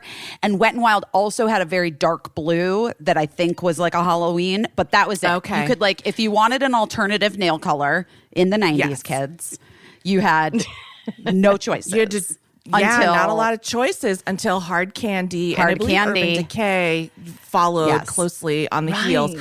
But Hard Candy had, you could get any color. I remember I was very fond of this blue that looked like it was like blue mixed with vomit and oil. And I had some type of Hard Candy blue nail polish on, and Heather came over and was like, I love your nail polish. And I was like, I love this kid. I'm so happy she's talking to me. Because also that was a time where people, I think, would kind of think you were maybe a little weird wearing blue nail polish in a professional setting. So that's, isn't that funny? We first bonded over blue nail polish, I think, in the 1990s. And then sort of lost track. Yeah, sort of lost track of each other because there was no social media and the internet barely existed. Yeah, and people didn't even hardly email or whatever, so you'd have to call people. But then we ran into each other. I'll let Heather tell it in Chinatown. Yeah, we were I think it was raining. Yes, yeah. Right? It was raining, and we were trying to get free of the deluge of rain that was coming down. And then all of a sudden, I don't know if the rat was trying to commit suicide and failed. But all of a sudden, there's a bump, and then a rat just dropped in front of my feet and your feet. And then we just looked up at each other and we're like, oh, hi. Oh my like God. Between us, like a big rat just did like a dramatic drop from the New York City sky. That's a real New York moment. Yes.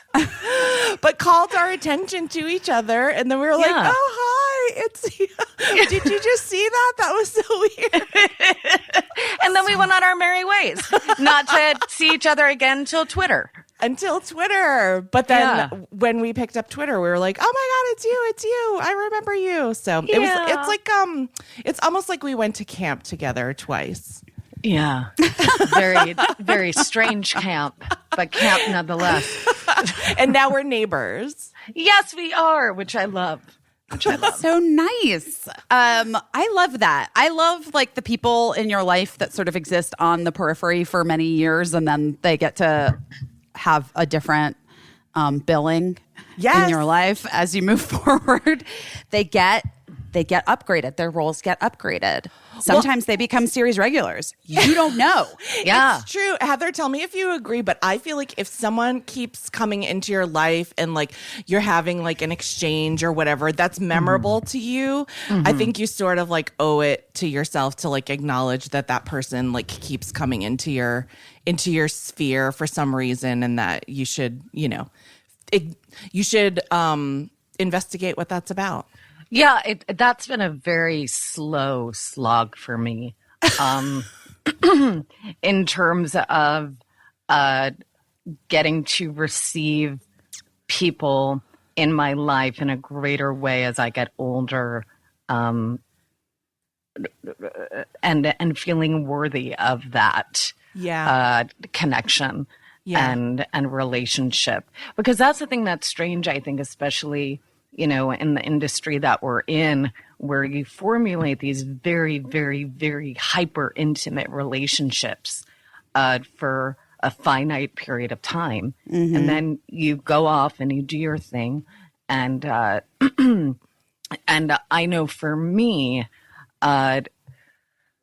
the experience of becoming, of getting to learn about myself and getting to grow with myself and getting to slowly take off the heavy coat of shame and self-loathing and regret. Good Lord. That coat weighs a ton. Oh, it's why I slouch. Yeah. And it's hot here in Los Angeles. Yeah, you can't wear that coat. You got to get rid of it. Yeah, but it also has allowed me now, as I've gotten to get older and mature, for lack of a better word, there's a deeper season within the relationships that I have now that started back then.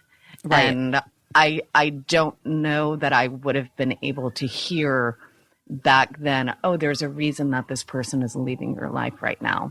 And it doesn't mean that it's forever. And they will come back around. And it's totally okay. And even if they don't, that's totally okay. That's totally okay. Did you have a hard time as essentially a child actor letting go of parts and letting go of people? I mean, I'm not a fan of that word child actor. I think there's a difference between being a child actor and an actor who happens to be a child. Okay, so that's I actually really agree with you. Obviously, for many reasons, but I've never heard it put that way before. So from now on, I will. That's like in my system. Yeah, you were an actor who happened to be a child. Same with my friend Michelle Williams, was an actor who happened to be a child. Yeah. And kind of me. I mean, I was a late teenager. You were a late teen. Yeah. You're still, yes. I was still, when I look back on it, I'm like, oh my God, I was a child. Yeah. But was that like, first of all, I have so many questions. Okay. First of all, I am curious. You're from Long Island, right? Yes. You're from New York. Yes. And your father worked at Entenmann's? Yes. And your Yes. mom, what did your mom do? She took care of me, I guess. Domestic labor. Valid. Yes. And at what point was it clear that you wanted and they allowed or encouraged or whatever? How did the acting professionally happen at such a young age? And how old were you when you actually started like auditioning? Were you doing like New York I was theater 7. stuff? I was 7 years old. That's wild. Well, to keep I guess it's that thing of it's important to start with the foundation. Always. So, very long story short, I was put into foster care when I was 2, and I was adopted when I was 5. And so the second foster family that I was placed with, the Matarazzos, that became my adoptive family. When I came to them, I didn't speak and I made no facial expressions for well over a year. Oh my God. And they thought that I was autistic. And that very well may be the case. I was going to say, do you feel like you're autistic? I mean, have autism. Well, I guess that there's this idea that I feel the idea of being neurotypical versus neurodivergent. None of us are neurotypical. We're all just fucking neurotic messes doing the best that we fucking can Totally, with the tools that we have. And so the reason that I bring up the foundation of that story is that I remember very specifically watching Madonna's Like a Virgin tour on VHS, which is video cassette tape, for those of you that don't know.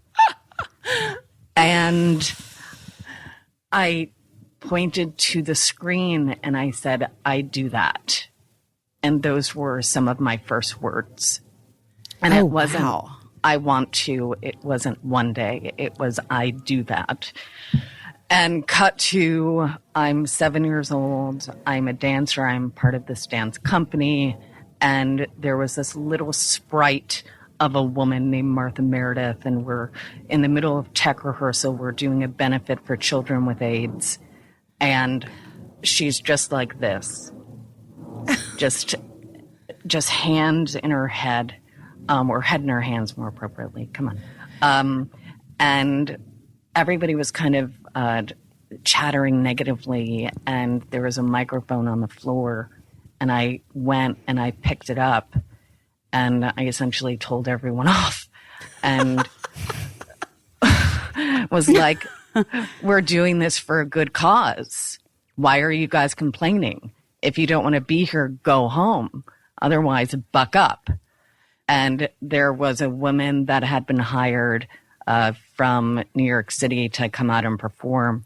And she saw this little 7-year-old child taking this action and asked me if I wanted to be an actor. And then she gave my mom the card of her manager. And I don't know if it was that the manager ended up calling my mom, which I think is most likely the case, because my mom was not the kind of person that would willingly suss something out like this, because it would interfere with a trip to Marshall's. I love Marshall's. Yeah, there's nothing wrong with Marshall's. But so then this manager calls and is like, and yeah, and I went in, I meet with her, and then I went on my first audition and booked it, and then went on my next audition and booked it, and then I got Dollhouse when I was 11, and that, as you know, completely, in one degree or another, changed my life. It changed everything. It changed everything. Yeah. It was like, it was so, oh God, I'm going to cry. I remember it just being like so fucking stunning. And like I had never seen what felt like a real person, like a real kid. You know what I mean? Do you know what I'm saying, Caissie? Yes, like, no, it was yes. just like everything had been this sort of like Beverly Hills 90210 version of life that had been like projected back to us. And that was the first time I remember feeling like, oh, this is even more so. Did it come out at the same time as Kids? Was Kids right before it? The movie I think Kids might have been like a year before it. Before it, right. Yeah. But even more so to me than Kids because, Yeah.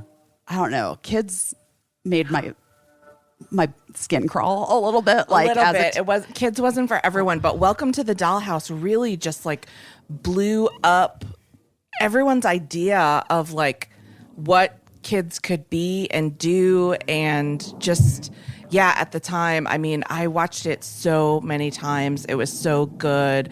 Don Wiener is like Don Wiener. such an iconic character, and like it really brought me back to like Christy McNichol. Like my aunts were big like Christy McNichol, Tatum O'Neal fans, and you know, and just that they were real people like inside of those characters. And so it kind of brought me back in a way to that, but then also it just like rocketed off in this other direction that was like so much more real and like hyper real and very relatable to my life as a kid. That really like got me in the guts, you know?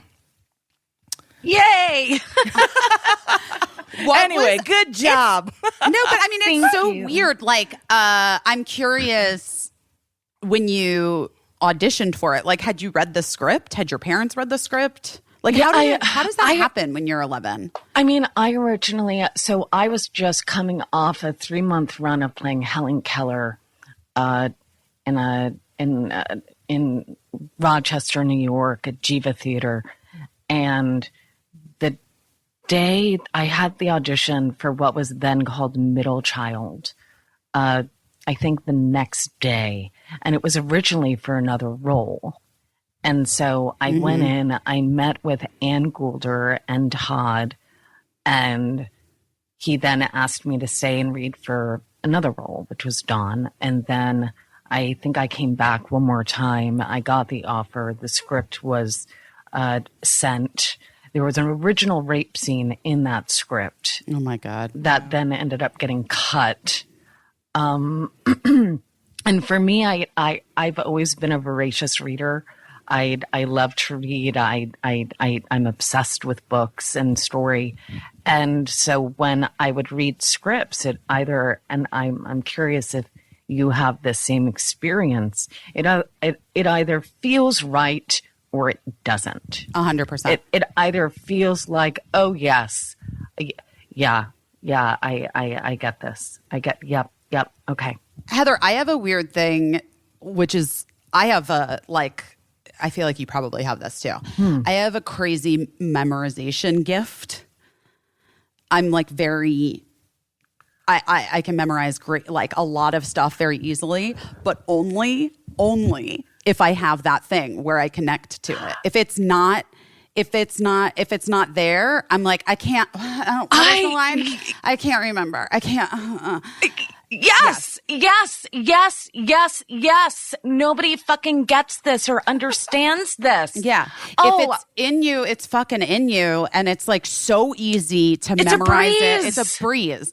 And if it's not in you and it's like sort of forced or whatever, and I've done those jobs too, I'm just like, what is it? What's the fucking line? What am I doing? What is happening? Because it's just not inside my body, my brain, my person. Like, I'm just like, what? I don't know.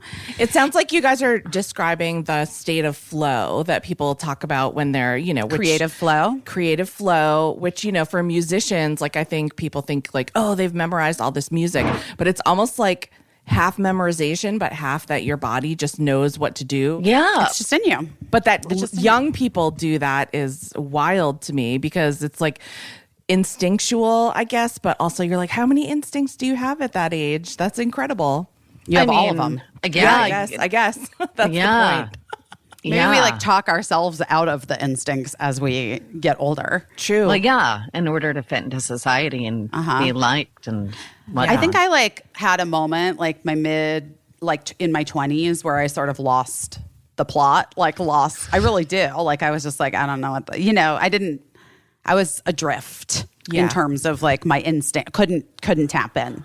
Couldn't like get it. Interesting. But, then it came back for me. Yeah. I was able to get it back. So then what did that do to your life? Yeah, being in that movie.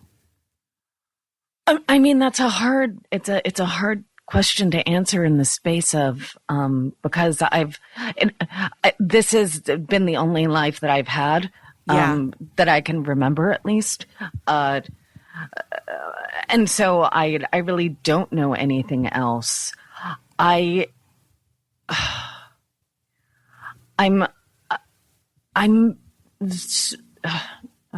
take a second, chill out.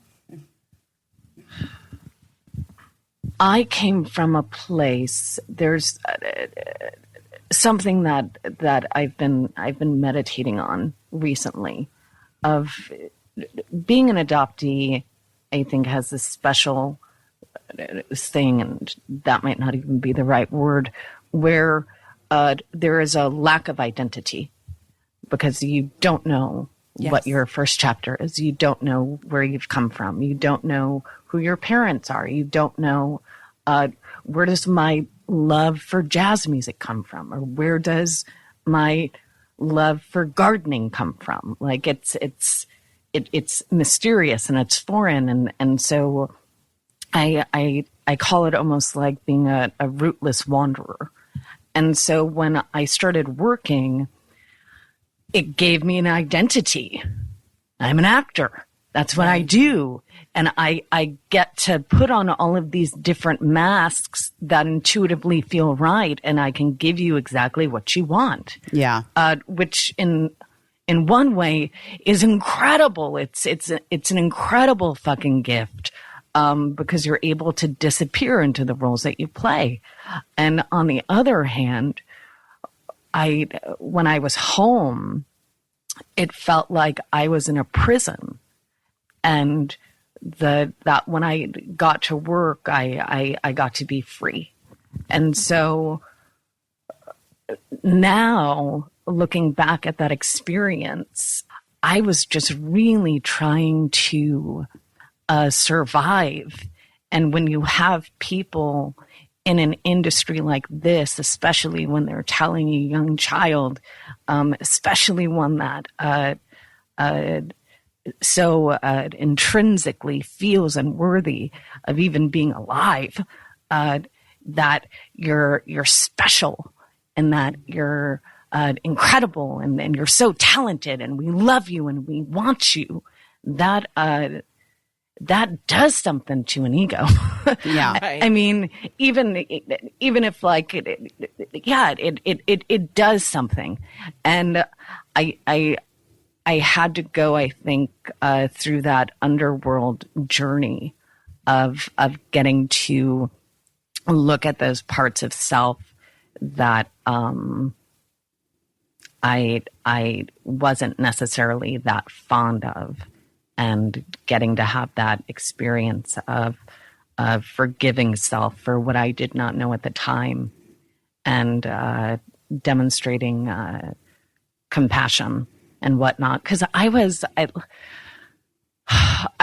worse than some, and I was better than others, if that makes sense. But the truth is that I think I spent a long time trying to prove that I wasn't Dawn Wiener in the space of, because if you're being told that you're ugly when you're 13, and that you're unattractive and whatnot, and there's something that happens with, I'm going to show you.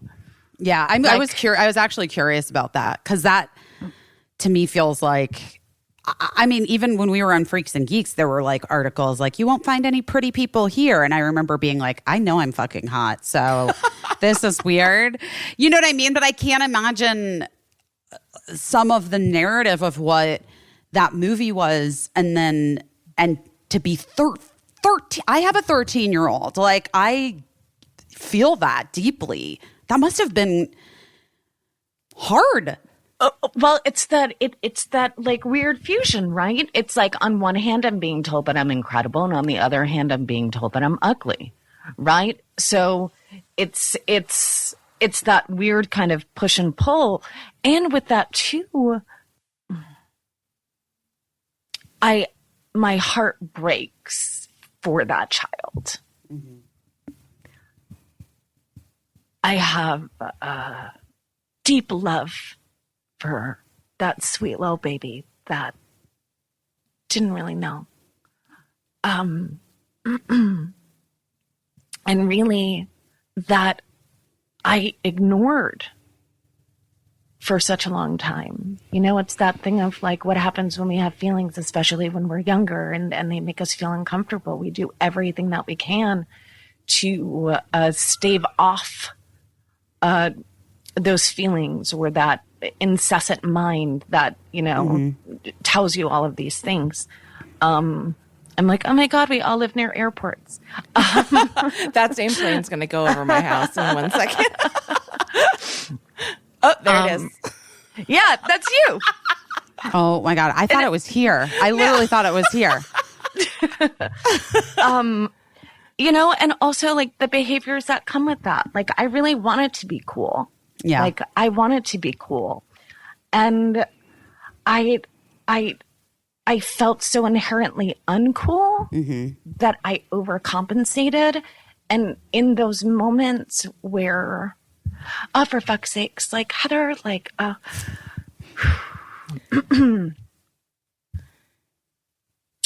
I feel like I had a lot of opportunities for relationships that I fucked up in some way, shape, or form because I didn't know how to receive them. Right. If that makes sense. Of course it does. Yeah. And Michelle was one of them. Oh, that's interesting. Yeah. But I think she would probably say the same. I'm sure. And she fucking sent me some kind of book. What is That's Michelle. yeah. It's the diner image. I can't think of the artist. Edward Hopper? Yes. Yeah. She sent me a fucking book on Edward Hopper. Like, yeah. And I think I was like 14 or 15 at the time. So she's like basically 1 year older than you. Yeah. Yes. Yes. But I mean, You guys are essentially the same age. Yes. Yes. But it didn't feel that way then because I was stuck in this house that was like emotionally and physically violent and chaotic. And she's like living on her own and like, and I was like, I want that. I want to be able to have that kind of strength and whatnot. And so it always felt, I'm trying really hard to delete the words always and never in my I know. vocabulary. Absolutes are like difficult to get away from. Yes. Yeah. So it's getting to embrace the fact that I'm a weird, awkward, like totally uncomfortable in my skin person and getting comfortable within that uncomfortability. I think has been one of the greatest saving graces of my life. Oh, and you've worked so hard because to be clear, like home was hard. Yeah. Yeah. You know, not to put too fine a point on it. And like, I don't want to make you share anything that you don't want to share, but it wasn't an easy place for you. I will, no, it was, I only got diagnosed with PTSD in my late 20s, and it's CPTS, where What is CPTS? Complex post-traumatic stress, and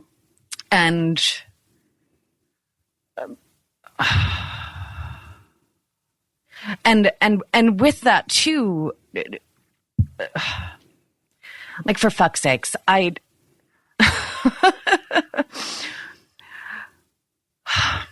I think that there's a difference between excuses and explanations, Right. you know? And I'm so grateful that I've gotten to have explanations that help me to define things that previously to me were not definable. And also I have this incessant soul itch of desiring to go home while I'm still here, if that makes sense. Yeah. Where it's like Ram Dass always talks about, like, we're all just walking each other home. Mm-hmm. You know, I feel like I've had a terror of dying since I was young, and on the flip side of that, a terror of being alive and living. I mean, when I put myself through college working in a nursing home, like full time in a nursing home. And one of my favorite residents one time, she was this really fancy lady that never settled down, never married. Mm-hmm. She sort of had come from some money, but she just spent her life traveling. And so she was really interesting and had a lot of interesting stories, but she lived to be really, really old, like over, like I want to say like 105 years old. And one night I was just sitting by her bed because she was having a hard time sleeping. And she said to me, you know what? The reason I traveled and the reason I did everything that I did was because I was so afraid that I was going to die. Like my whole life, I was just afraid that I was going to die. And I was like, oh, that makes sense. And she was like, and you know what? Now I'm afraid that I never will die. I'm 105 laying in this fucking bed and I can't sleep. And I was like, well, I'd love to say I could help you out, but I can't. So we're just going to have to wait it out. Yeah, I'm legally not allowed. And I'm also only 20 years old. I'm not. I too am a child. This is above my pay grade. I can't start murdering people now. I mean, yeah, no, it's frowned upon. It's frowned upon. But I just imagine, with like, you had a very extremely, not just difficult, but complicated home life. And then to be thrust into like this thing that is wonderful on the one hand, because it gave you money and it gave you acknowledgement for your talents and just saw you. And relationships with other adults. Yes. Who, depending, are either like can be really great relationships with other adults or can be toxic, terrible, terrifying, abusive in their own right. Yes. That's the thin line that the entertainment industry has always walked. And you're coming in with like a deficit of tools to know what is quote unquote normal versus what is complicated as a young person. And it's not complicated. So and that's the thing though. I had to essentially sneak around in terms of like my relationships on set. To put it as gently and like vulnerably, but also just I'm like, is this a Super Soul Sunday episode? Maybe. Might be. So essentially I grew up with a woman where I wasn't allowed my own sense of being. I was essentially an extension of someone else. And so any relationship I had outside of that immediate relationship with my primary care person, my mom, she found that to be incredibly threatening. And so there was a lot of being very hyper vigilant and hyper aware whenever I was on set, to the point that they had a code name for her that they would let me know when she was coming. So then the whole entire demeanor would change. It would be like, okay. And like especially when I was younger, the makeup artists and the hair people in my life were almost like my surrogate moms. Always. To a certain degree. And it was just a lot of almost like being able to steal moments of joy. Right. While also acting as though I wasn't betraying, quote unquote, my mom. Right. So that made the experience of being on set, to have a full circle moment with that question that you asked earlier, Busy. I would sob when it was the last day of filming. Oh, God. In part because I knew what I was going home to. Right. And that terrified me, and I didn't like it. And we also had other foster kids that were coming in and out of our home. So I had this history kind of having like somebody live with us for 2 years. And then one day I would come home and they wouldn't be there. They would just be gone. Or whatever. So, on top of the fact that Jesus. just the classical abandonment issues that arrive when, you know, your mom says that she doesn't want you anymore and just leaves. Yeah. And if this sounds familiar, you know, not everybody listening is an actor, but I'd imagine that a fair amount of people listening have had experience with a narcissistic person in their life, whether it was, you know, a family member or otherwise. And so we know that people that have narcissistic tendencies see other people as an extension of themselves and not as their own person. So when you ask, like, well, why then would somebody let their extension get involved in acting when that would, you know, bring on threatening relationships or whatever? It's because it's almost like you're an actor and that's your accomplishment. Exactly. And look at what I've done. And it took me like, so it took me a very long time, I think, to form a real true sense of self. Yeah. Without having debilitating panic and terror that was associated with having a full sense of self. Yeah. Because when you grow up in toxicity like that, and you don't know anything else, you think that it's normal. So when I was in my mid 20s and I started auditioning, I started developing these severe panic attacks where I couldn't breathe.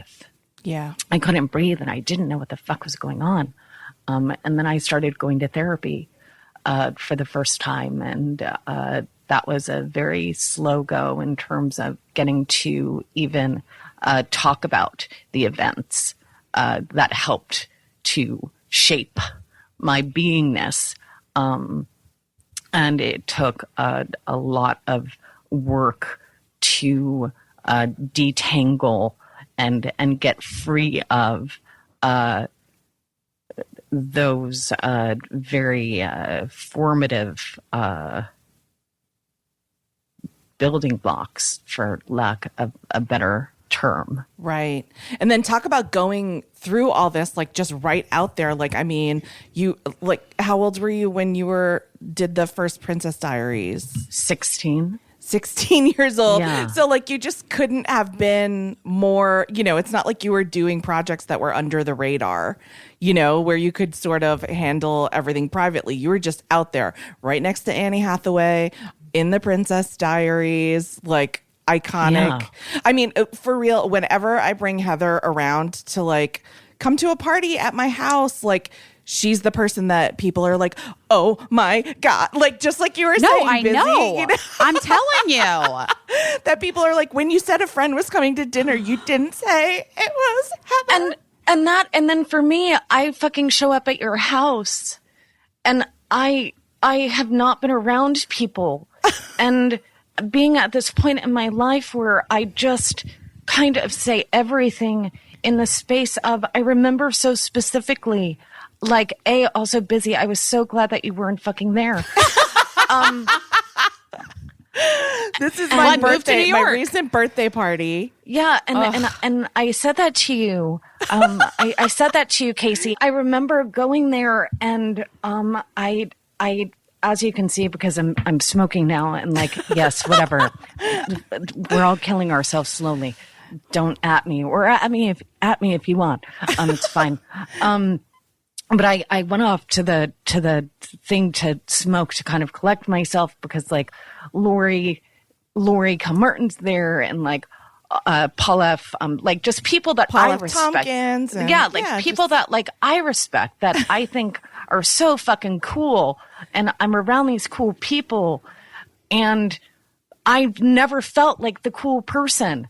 I've always felt like the awkward person, and so I remember there was like a table set up with like a bar and drinks, and it's like fucking kind of crowded. And I remember snaking my way to get a drink because liquid courage and coping mechanisms. And all of a sudden, you know how like all of a sudden you're standing in a party, and there's no space to go. Yes, and you get stuck. Yeah, and the circles are kind of closed, and you're standing there awkwardly and not knowing where to go. And I don't know how to join a fucking conversation with strangers that I don't really know. And what am I going to say? So I literally just started a conversation with Lori Kilmartin and these two other individuals, and started talking exactly like this and saying this out loud. Like, isn't this so awkward and uncomfortable for everybody here? And like, what are we all doing here? What is like, and I find that the more that I embrace that, just as my state of being, the better it is. And I'll tell you this, speaking of Michelle, and you can share this with her if you desire. Do I actually want to share this story? Yeah, I kind of do. Because it just kind of fits into the point that this has been a lifelong process. So I'm at this party, and like for some fucking film, it might have been for a film of hers, I can't remember. But I remember seeing her, and I hadn't seen her in a really long time, and so all of a sudden, I'm back to like my 16-year-old self, but I'm not aware that I'm having this response of being back to my 16-year-old self. You know what I mean? Some people do that to you. It is wild, isn't it? That's like very relatable, whether or not you're like in the industry and it's Michelle Williams, or it's just like a person that you like worked with at Subway, and then you like run into them and you're like, oh God, why am I? It's the cool girl from Subway. Like, you know what I mean? Like, yes. I totally know that this is a very like yes. Mm-hmm, mm-hmm. And I see her, and I'm talking with her and whatnot, and I guess maybe I'm being weirder than I thought that I was being, or something, because I feel that she's looking at me like, okay. And then this reporter comes and like puts like a thing in her face, and Michelle and I were like literally in the middle of this conversation, and then the reporter starts talking to Michelle, and I continue to stand there like a fucking asshole, and I can't move. It's not like I'm choosing not to move. It's like I physically can't move because I don't know what the etiquette is. Well, there's no handbook for this. And so I'm just standing there, and I don't know if Michelle is being polite to the reporter and answering the questions, and then we'll get back to the conversation, or if she's thinking that this is just a polite way to end the conversation. Okay, knowing her very well, I'm going to tell you this.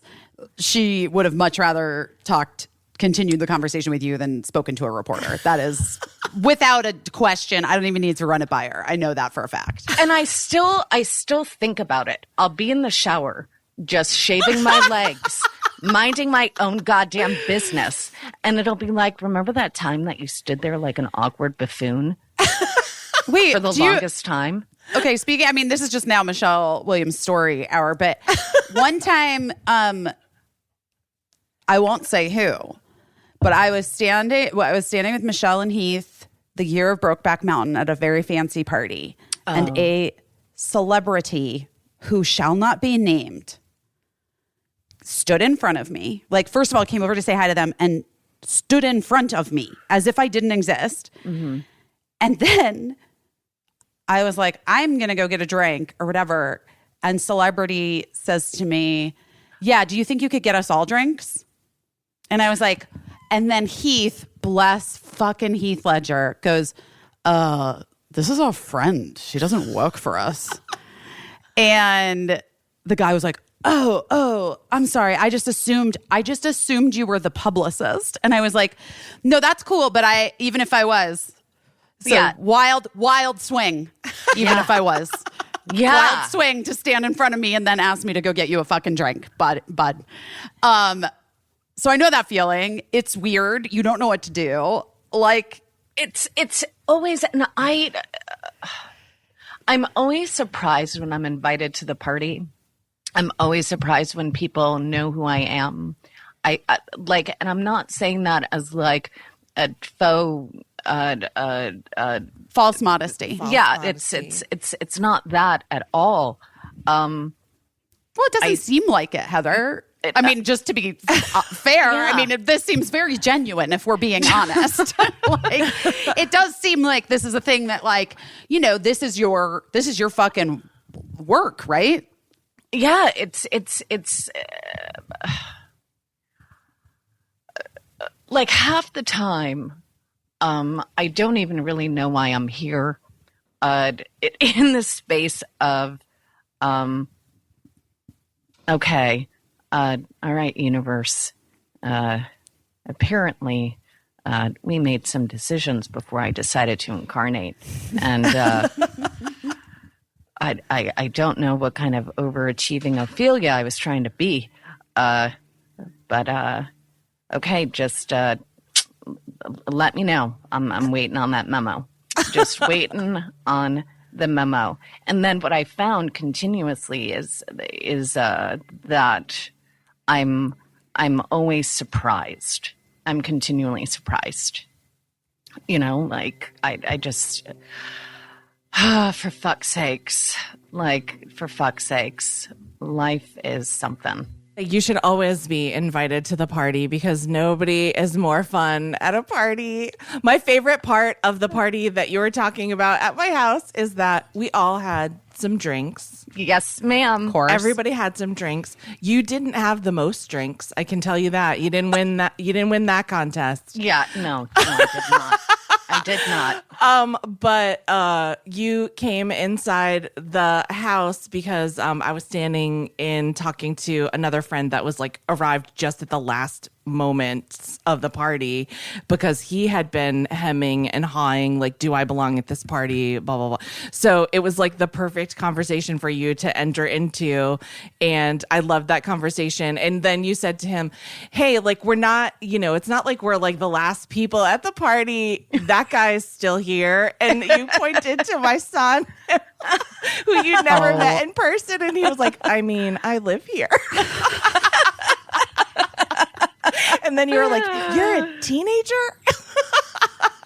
I mean, to be fair, it is always shocking. Lincoln does not seem like a teenager. He looks like he's in his 30s. And then I drunkenly fondle over him and your whole entire fucking family. And felt like, because that's the thing, right? Where it's, my therapist said this to me the other week. She was like, because I'm just starting to really embrace my writer space.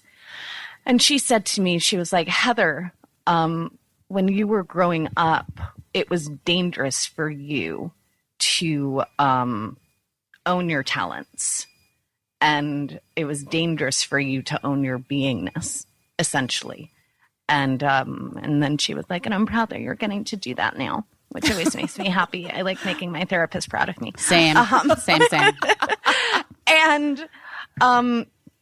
And so just getting, and part of, I think, the ownership of talents is the ownership of the passion and the enthusiasm of just oh my God, I'm so happy to be here. And just getting to show that unbridled joy, which I think is really truly one of the most vulnerable things anyone can do.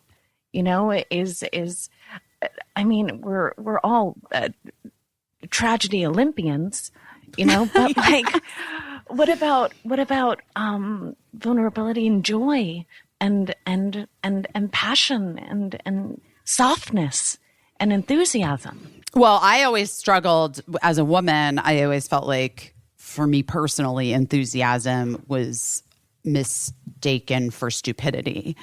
And yes, and excitement and enthusiasm was often mistaken for I'm a fucking idiot.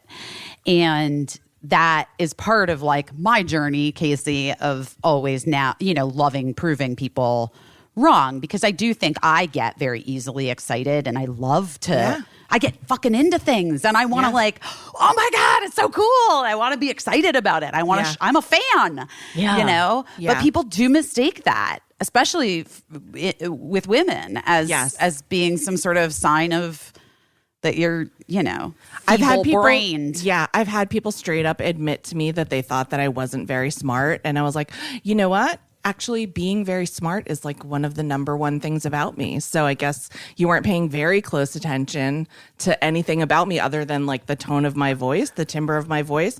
But also anyone who's ever been enthusiastic about something knows what a gut punch it is to be like, oh my God, this blah, blah, blah happened. And to have somebody be like, who cares? Yeah. Ugh. Or like, that's not that big of a deal or whatever. And like now that I have like a little bit better handle on being more emotionally mature, I can come back with, oh, I care. That's why I was saying that. And like, I didn't say it was a big deal to you. It's a big deal to me. And if you care about me, you'll be happy that it's a big deal to me. But I didn't always have those talents or skills. And that makes me think, though, that old proverb of not casting pearls before swine. Yes. I've cast many a pearl to many a swine in my day. And I've gotten a lot more protective over, not in a fear-based way, but really in a the things that bring me enthusiasm. And I think the root word of enthusiasm, it's to be filled with God or to be filled with spirit or something. That I love that etymology of words. I'm a big nerd in that space. But you and my mom.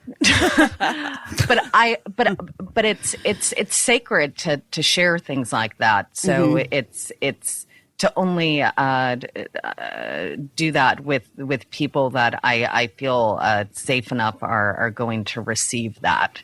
And also getting to trust that those that don't receive it are not necessarily people that I desire in my life. Or if it's somebody that I've had a long enough relationship with, getting to feel safe to say, hey, I know that when I was sharing that, I really didn't feel received, and I was wondering if there's something that is going on with you personally, or if there's a kind of a block within our relationship that needs some kind of clearing out, and then take it from there. God, that's so mature. That's super mature. I'm just like, my feelings are hurt. And then I cry a lot. That's not true. I think that you're also very mature in that way. You're always one to be like, is there something going on? With me, anyway. You always know when something's going on with me. I know, but we have like a mature relationship. Yeah. You demand it. You bring it out. You bring it out in me. Oh my I don't know. Do you feel like, Heather, at this point, I mean, you're obviously, it feels like you're sort of in the midst of a moment. Do you feel that? Like career-wise and journey-wise and life-wise? You said you're life-wise, you're focusing on, or not focusing, but you've recommitted to writing. You were writing before, weren't you? Writing like mid-aughts, kind of. I feel like I remember this. I feel that what I was doing was telling people that I was writing in order to get praise. Oh, same. I did that too. Yeah, And whatnot, that's all of us. and then not actually doing anything because it was more about the external validation. And then once I got that, I didn't do anything else because the truth is that I feel that I'm finally at a place in my life. So right now what I'm focused on writing is it's a play that's loosely based upon my experience of meeting my birth mom. Oh, wow. And yeah, just a light, happy comedy. And sounds like it. And I've been beyond blessed with a treasure trove of material and broken hearts. So, like what Carrie Fisher says, where she says, turn your broken heart and just turn it into art. And I had to go through the experience of getting to this space where I felt safe enough to have the feelings that I had essentially pushed down for so long. And getting to that and just feeling, okay, I feel far enough away from this that I'm able to look at this with curiosity and feel brave enough to be vulnerable and let these characters take me on this journey, because I didn't really know my birth mom. And ironically enough, a bunch of her shit is coming to my house on Wednesday because my birth sister just moved to the UK and I'm getting to receive a ton of stuff that I've never seen before. And it's this woman that I essentially, on one hand, it's the most intimate relationship I've had in my life. I mean, it doesn't get more intimate than coming out of a vagina. And also, she's a stranger to me, so owning one's story in that way and getting to see how my story is as universal as it is unique to me. Because at the end of the day, what we're dealing with is feelings, right? We're dealing with the language of feelings and emotions. That's what it's all about. And storytelling to me is a way to discover, pose questions about the human condition. Who are we? Why are we here? What is our deepest fear? What is our greatest joy? What are we running towards? What are we running away from? What are we confronting within self? What do we refuse to even acknowledge and look at for fear of that fucking death? And getting to have that full circle moment of getting to come to the other side, where it's that I greet the death with an open heart and a smile, or I greet death kicking and screaming only to find out that I'm fine. That's some deep shit. I mean, yeah.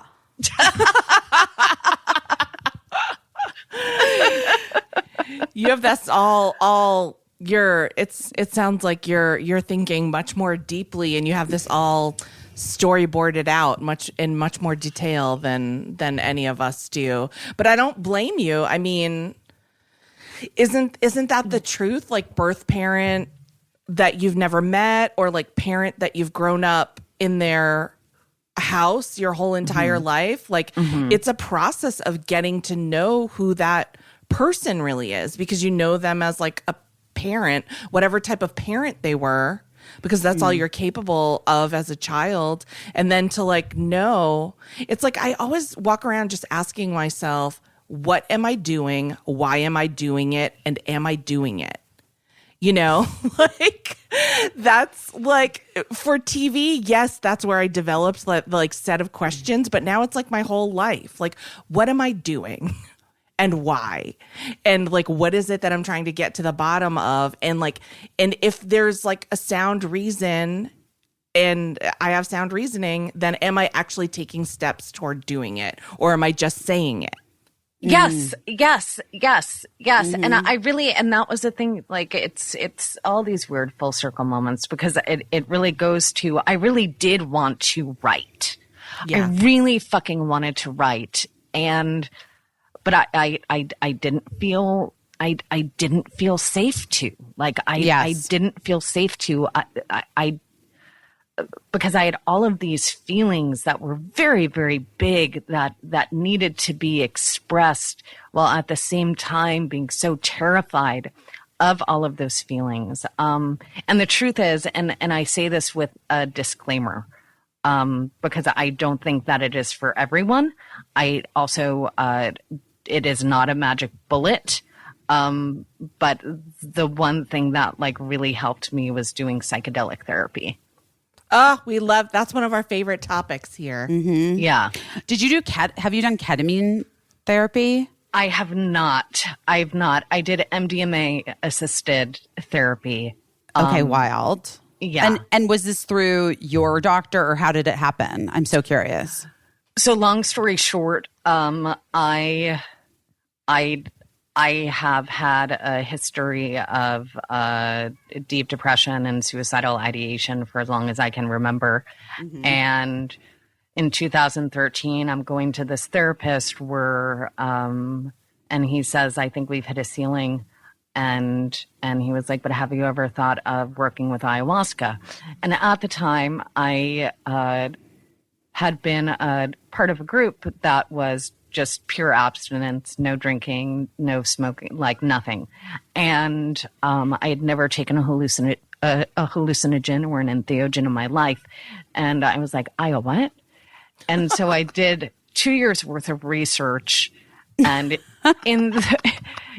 in those 2 years, I found myself at this precipice in October of 2015, reading Shonda Rhimes' Year of Yes. Oh, yes. I love that book. And Me too.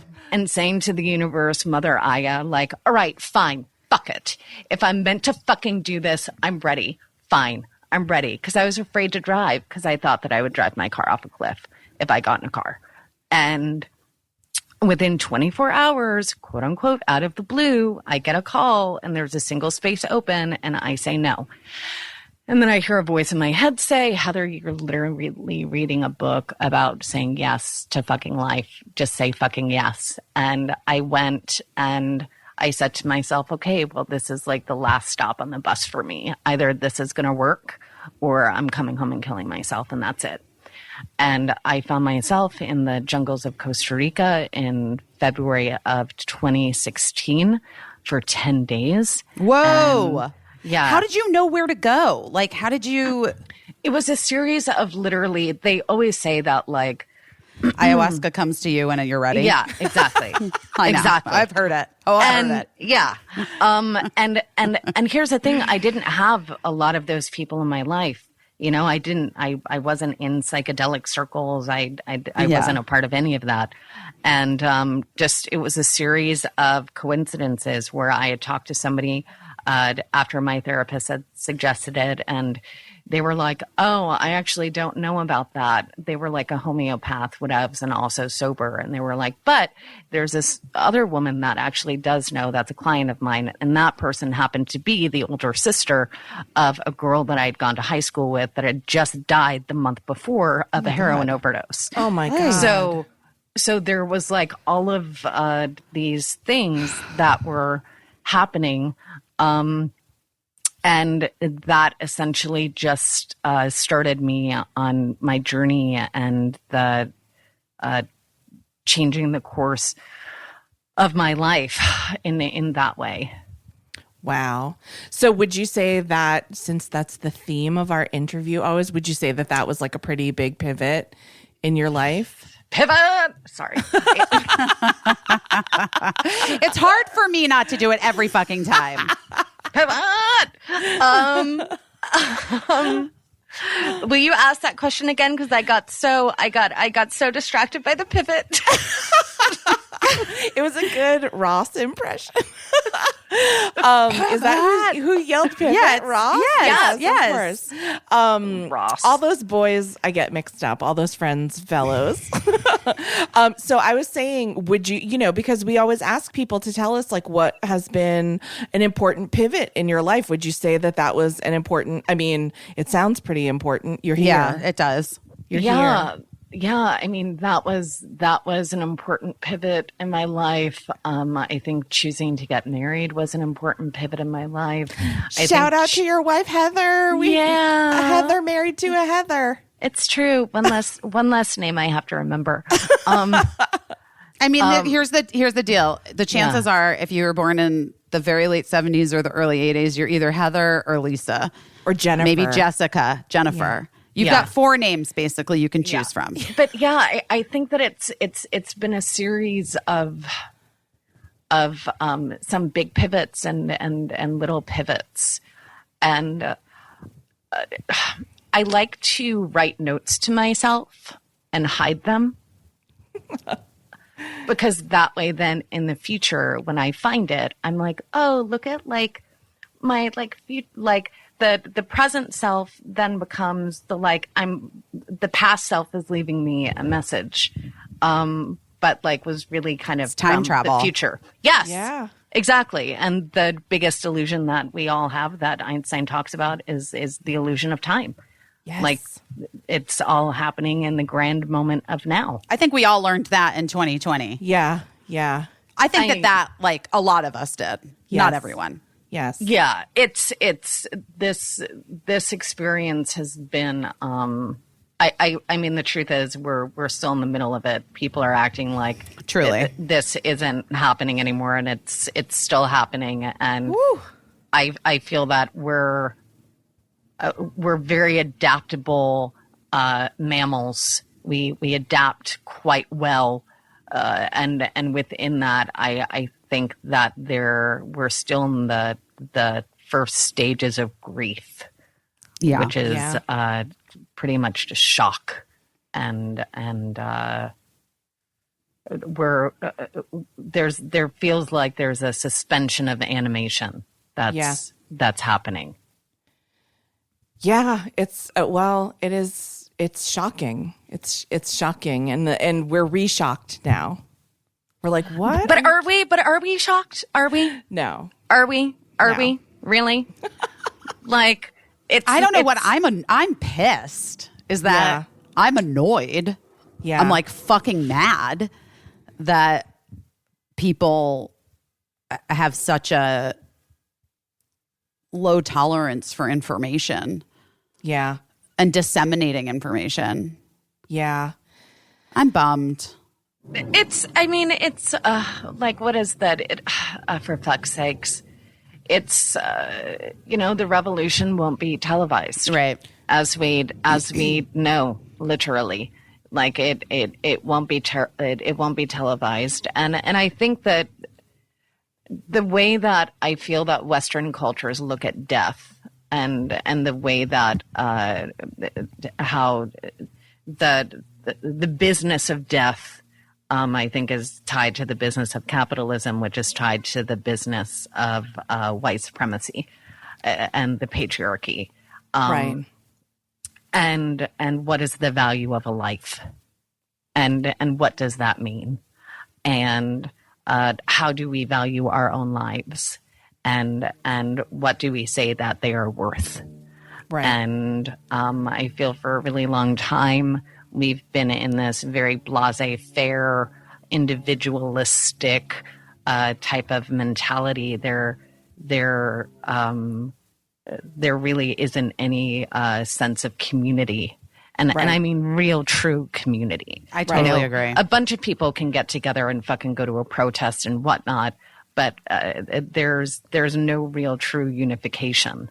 And I feel that that is probably going to happen within the next 10 years.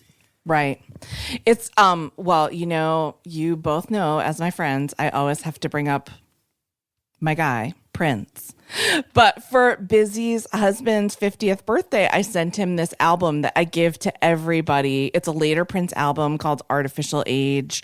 I give it to everybody who's having like a big moment, like a big milestone, or, you know, I gave it to our friend Tony when he realized that he was dying, essentially.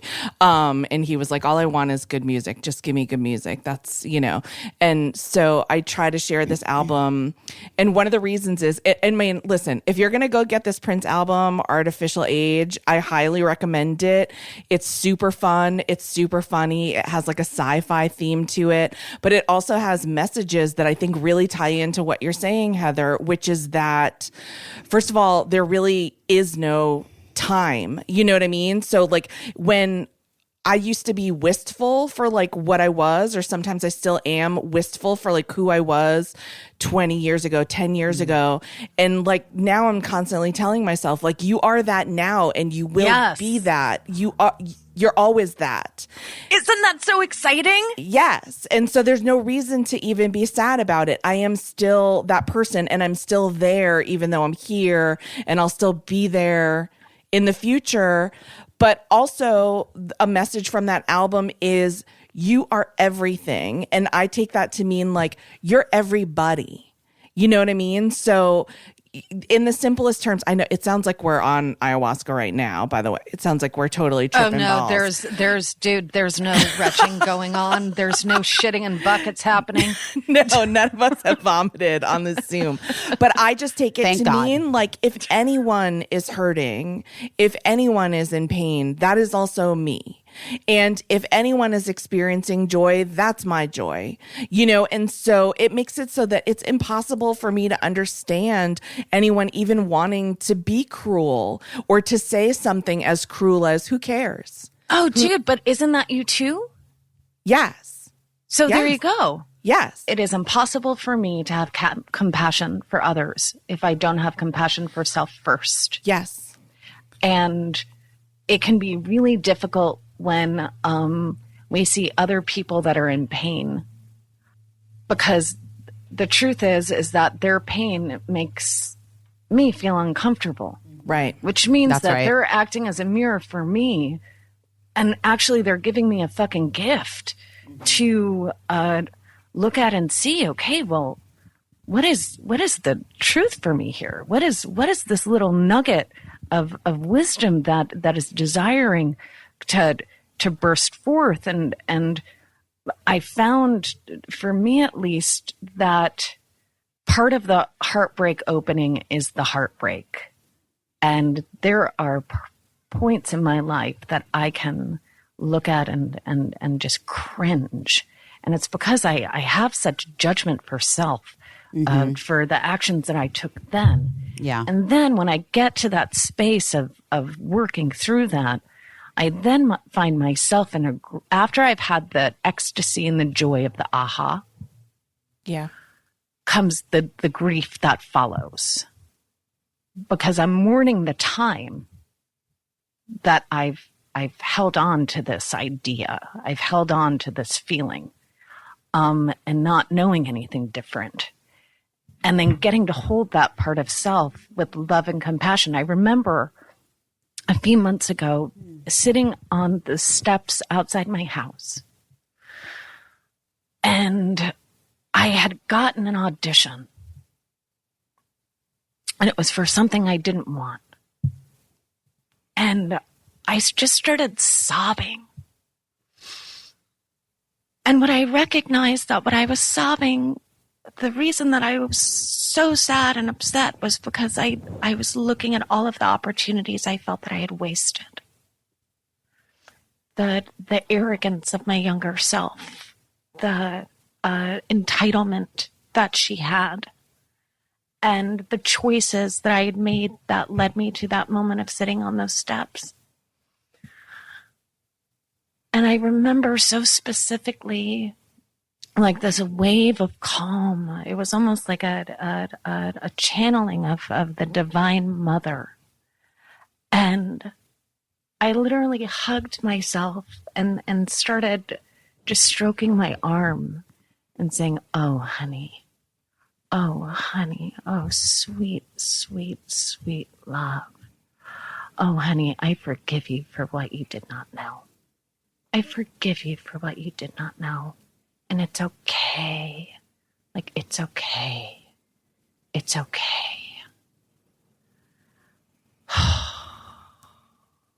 And that completely changed my demeanor. It completely changed how I was able to receive that audition that had put me into such a state of panic and self-loathing, and that, like, the choices that I made then don't have to be the same choices that I make now. Can I just ask, did you do the audition? I did. You chose to, like, do it. I chose to do it. I chose to do it because like, what if we just practice? And, like, what if we just go and what if we have fun? And what if it's actually not that big of a deal? Because the truth is that being an actor for so long, and I'm sure, Busy, that, like, maybe you felt this. Actually, I know that you have, just based upon the fact that I read your book. That, the parts that I'm being offered to audition for are a reflection of me, even though I don't feel that this is who I am anymore. And then there's that, my inner fucking 12-year-old came out. My inner fucking 14-year-old came out, where, like, she's throwing a fucking fit because she feels so fucking powerless. And, like, I'm never going to be able to change this fucking narrative. Right. And, like, and getting to have it be like, actually, Heather, you can do whatever the fuck you want. Yeah. You can say yes. You can say no. You can, like, greet it in whatever way you see fit. And the truth is that I did it. I allowed myself to have fun, and that, remembering that I had a choice to say no if it ended up being offered to me. So here's the thing that I have said this to a few people over the years, because this is a thing that changed in my head. And guys, this is, like, maybe specific to acting, but also maybe not. Auditions, you know, are hard. It's hard to be in. It's hard to put yourself out there again and again and again and be rejected again and again and again. And it's hard to see the pages that come to you and think, well, this is what they see me as, right? Mm-hmm.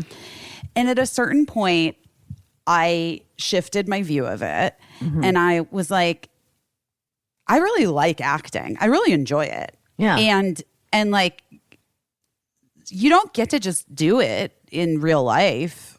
You know what I mean? Like, if you're not on a show or you're not working as an actor currently, like, you're sort of just like, you can always, if you're a writer, you can always write. If you're, you know, a cinematographer, you can, like, go take pictures. You can, whatever. Actors, you're sort of just, like, stuck. And so I started really approaching every audition like, well, this is just my chance to act this week. And, like, making fucking wild choices and big swings and, like, just entertaining myself. Yes. And and having fun for myself. Like, that part, like, tapping back into why, since I was 6 years old, I've said I want to be an actor when I grow up. Like, letting that kid just, like, fucking play. Now, did not see a reflection in the number of jobs that I got going up. You know what I mean? Yeah. But it, like, I would leave always feeling fucking great, because I was like, I actually don't care, like, what your experience is. I know that's not collaborative, but when you get the jobs, you can, like, collaborate. Or if a director sees something and they want to work with you, like, in the room, you can collaborate. Yeah. But for me, like, it's such a fucking crapshoot. The numbers are so against you. You may as well just, like, use it as practice and, like, and do your own take. And so I started saying, like, as soon as I would walk into rooms, this is years ago that this happened. Yeah. When I would walk into rooms, people would say, this is the first thing they always say, It's so great. Do you have any questions for us? And I would say, no, I've just prepared a thing and you'll watch it. And if you like it, that's great. And if not, we will say goodbye and I'll see you someday, and I love that so much. I literally have no fucking questions for you, buddy. You know what I mean? Like, we can talk after if you have questions, but like, I got no questions for you. Right. I did a thing. I prepared a thing.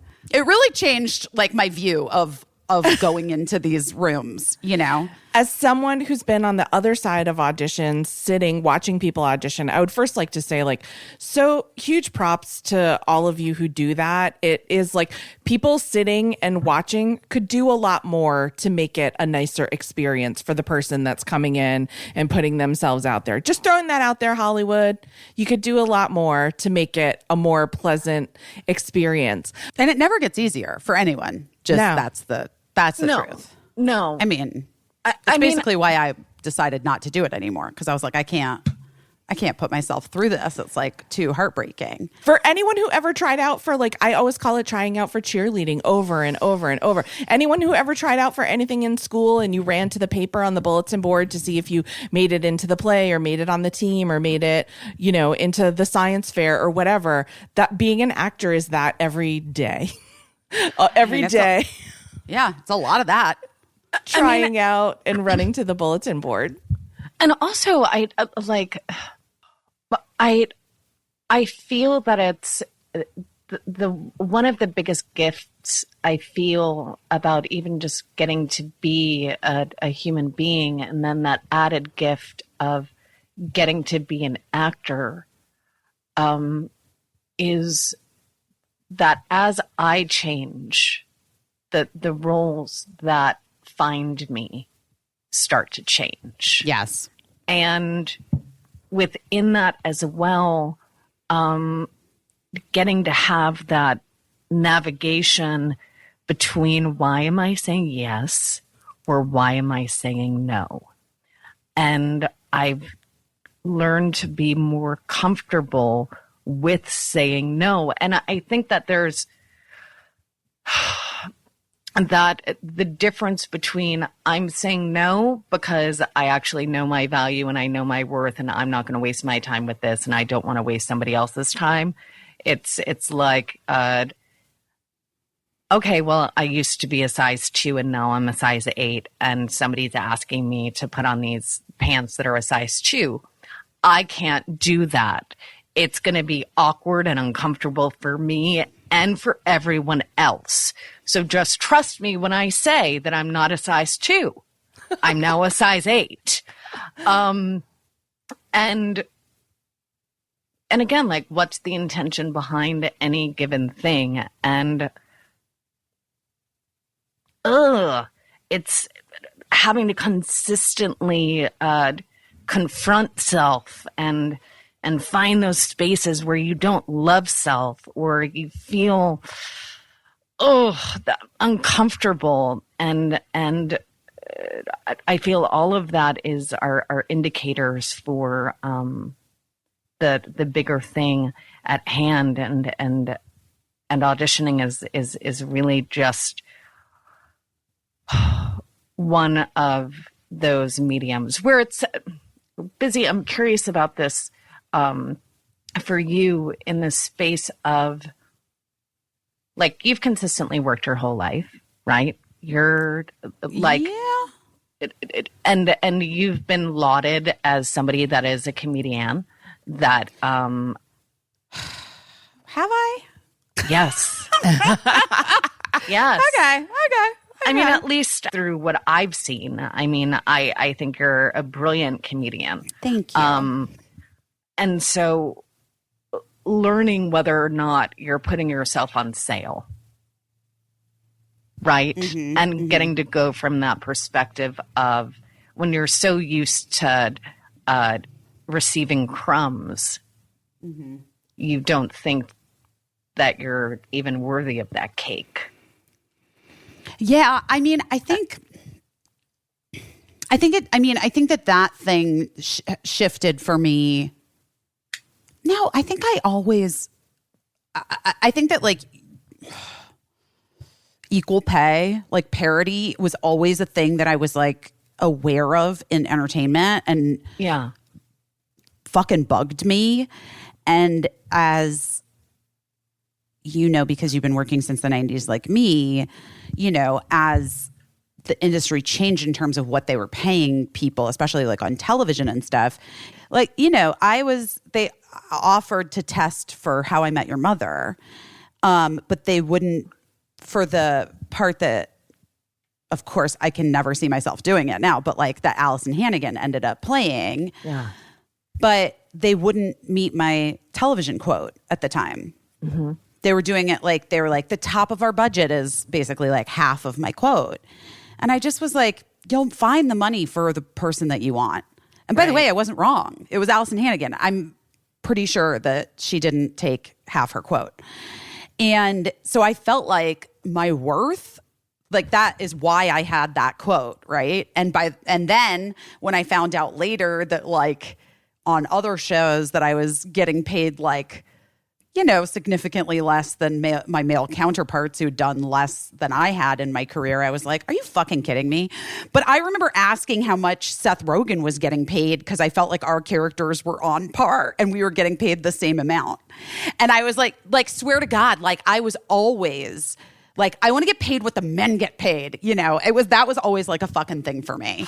Oh, wow. And like, same with ER. Like I chose not to go back to ER because I felt like I was like top of show guest star that they were paying extra to, but they were treating me like a series regular. Like I was a part of the cast and I was working as much as the regular cast and they wouldn't make me a regular. And I was like, I don't particularly want to do this. I don't like that feeling of feeling like, but money is like a thing for me, like just in my family and like, you know, I worked in restaurants since I was 15 or whatever. I always had a paycheck and like, I just feel like that's a thing that, and I've always felt, you know, it's a hard industry. You're constantly on the brink of financial insecurity. Yes. Yes.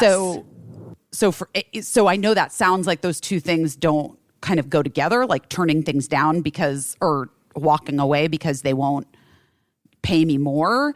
But to me, I was like, I'm going to fucking find someone who's going to pay me more. Like I was just like, I had to.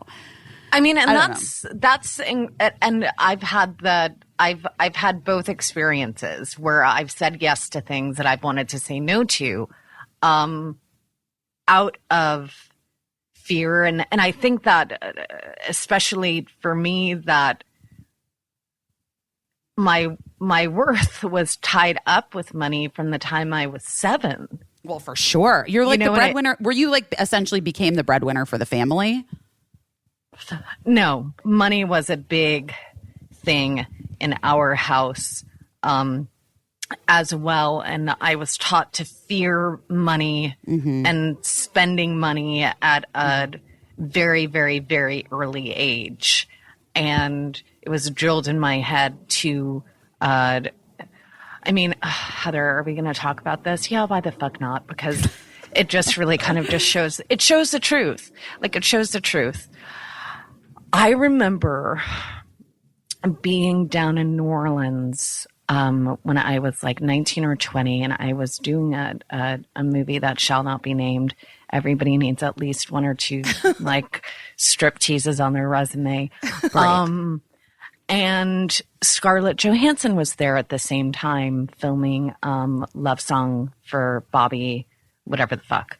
And I remember being in this hotel room with her crying because I didn't have access to any of my money. And I was at that time like a 20-year-old woman. And oh my God. I didn't gain access to any of my own money until I was 31. Oh my God. Yeah, it was a big, when I tell you that I grew up in a toxic environment and it was a very, very, very, very toxic environment. And because I was told my whole life, you're irresponsible, you're stupid, you don't know what you're doing, you can't trust yourself. Right. Well, yes.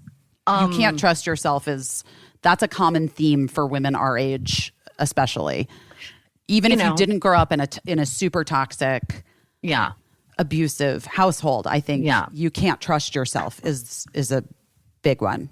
Yeah, and so when it comes to like offerings of money or whatnot, that idea of, well, you should be thankful that you're working, that you're even being offered anything, and you're ridiculous if you don't say yes, and who do you think you are, and and obviously the quotes that I had accumulated in the 2000s, because it's always going up, right, until it doesn't, and then it plateaus, and then it starts to go down. Money and my worth were intrinsically tied. And I started to believe, based off the representation that I had at the time, where it was, well, this is what you're worth. And it's like, well, wait a second, but I used to be worth that. So what happened? Right. What happened? Right. Did I do something wrong? Do they not like me anymore? Like, what did I do that is causing me to not receive as much? Because I've been told that I was worth this much, and now I'm not worth that much anymore. And so I was making a lot of these decisions from a very terrified child's mindset, and not a young woman's mindset. And now I really just look at money as a tool. I know that, like, I'm very fortunate, and I'm very blessed, and I'm very, very aware of the privilege that I have. And I feel that everybody should be paid a fucking living wage. I mean, Yes. Jesus fucking Christ. And that the financial dollars aren't tied into my worth as much in that spiritual, emotional way. And so now I'm able to look at it from an objective way. Like, I was offered something.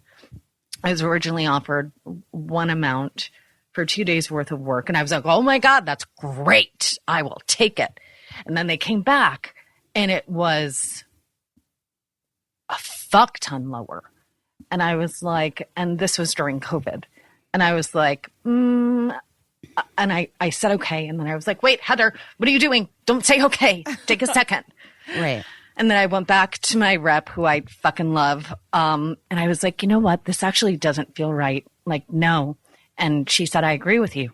And so we went back and we said no. And then they offered more. But it wasn't what they had originally offered. And they said that they didn't have it in the budget, which was bullshit. And I knew it was bullshit because fucking, like, almost every single fucking studio is tied to a corporation. They have the money. 100%. And so I said no. And I remember saying to my wife, like, I just said no. I turned it down. And it was a quote unquote big opportunity for me. But I felt that I was worth what I was worth, especially with what it was and what they were asking me to do.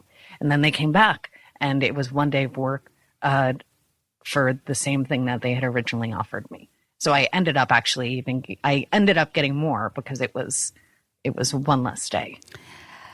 See, I mean, it's interesting because I was like, as you were talking about this story, I was like, that's also part of what's so fucking complicated, right? Like, I don't even know. I mean, was I paid for vice principals? I don't even know. No, I'm kidding. But like, I literally was like, I did that like essentially like for free because you wanted to do it. I just wanted to work with Danny and Jody Hill and David Gordon Green, and I kind of like just didn't give a fuck, and had made a lot. Was coming off of Cougar Town, so it was like coming off of a network TV show, and I was a little bit like, well, that's fine. But it is funny because you're right. Like they have the money. They find the fucking money if they want to find the money. Well, and it's such a weird industry because when you think of like, you don't go into a store and try to like haggle with Target. Right. Like why are we haggling? And then so we treat ourselves in this industry like it's a fucking flea market and you're constantly on the table wondering whether you're like a treasure or junk. Based on like what someone's offering you, and people are becoming Caissie, more. You're a genius. But it's like I admire younger people when they compare so much what they make now in a way that like I never would have had the courage to. Well, because we were taught to not do that. That's not polite. Don't talk about money. Don't do that. And also it goes to like. And I really appreciated with what Busy just said, right? Because it's like, here's the thing. If let's say it's an independent film, right? And it's with an up and coming director that I absolutely think is smashing. And the script is absolutely incredible. But they're not offering that much money. What is the payment? What am I investing in? Sometimes the yes is an investment into something greater. Right, because money isn't everything. That's not our only source of capital. Exactly. I'm thankful. I'm just really fucking thankful, period. Like I really am. It's such a trip to be alive and to be in this experience and to never know what's going to happen one moment to the next. Like, I didn't know that I was going to be doing this podcast. Well, neither did we, to be fair. I mean, just in general, you know what I mean? We thought we were going to be doing something else, but here we are. I was so nervous. Like this morning, even before You're so sweet. I went to hug my wife and she was like, your heart is beating really fast. Are you okay? Oh, honey. And I was like, I'm really nervous because like, I look at this as like an opportunity in the space of like, I'm the kind of person that writes letters to people and will be like handwritten letters. And we'll be like, hey, I just like read your thing or whatever. Like, do you want to be friends? Like, that's, that's how like some of my friendships have been born because it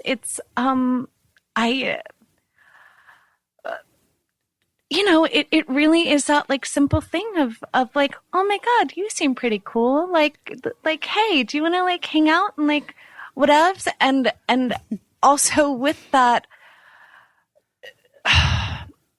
that deeper receiving of, oh, Heather, everyone really is just doing the best that they can. Yes. And, oh, Heather, maybe you actually are a pretty fucking cool lady. Yeah. And whatnot. Because, I mean, just for like being a human being is I was almost impossible. Well, because I was wondering last night, I was like, are we actually human beings? Because what is that like voice in our head that like we have? Is it really like Westworld? What is going on? Oh, and yeah, Sims. I mean, I'm like always on this idea that we're computer made or we're Sims. This is a big line of questioning thing for me. On this podcast. Thing for me. Yes, and on this podcast. But Sims theory, I am just a lot of times very on board with Sims theory. Yeah, it's got to. I mean, I'm on board with it too. Why have I seen Dweezil Zappa so many times in public? It's because someone's doing something. Oh shit, you guys! I have the best book for both of you. What? Have you read No One Is Talking About This by Patricia Lockwood? Oh, no. Okay, so I'm only on part 2 because I'm kind of like weirdly savoring it. I'm a fast reader, like I think you probably are too. Yeah. But this book is blowing my fucking mind. And I need you guys to, I don't know who Patricia Lockwood is. I haven't even researched it because I don't want to know. But my friend Abdi had recommended this book. And then I kind of started to read it and I was like, ugh, I can't do this. Like months and months ago. And then someone gave it to Mark.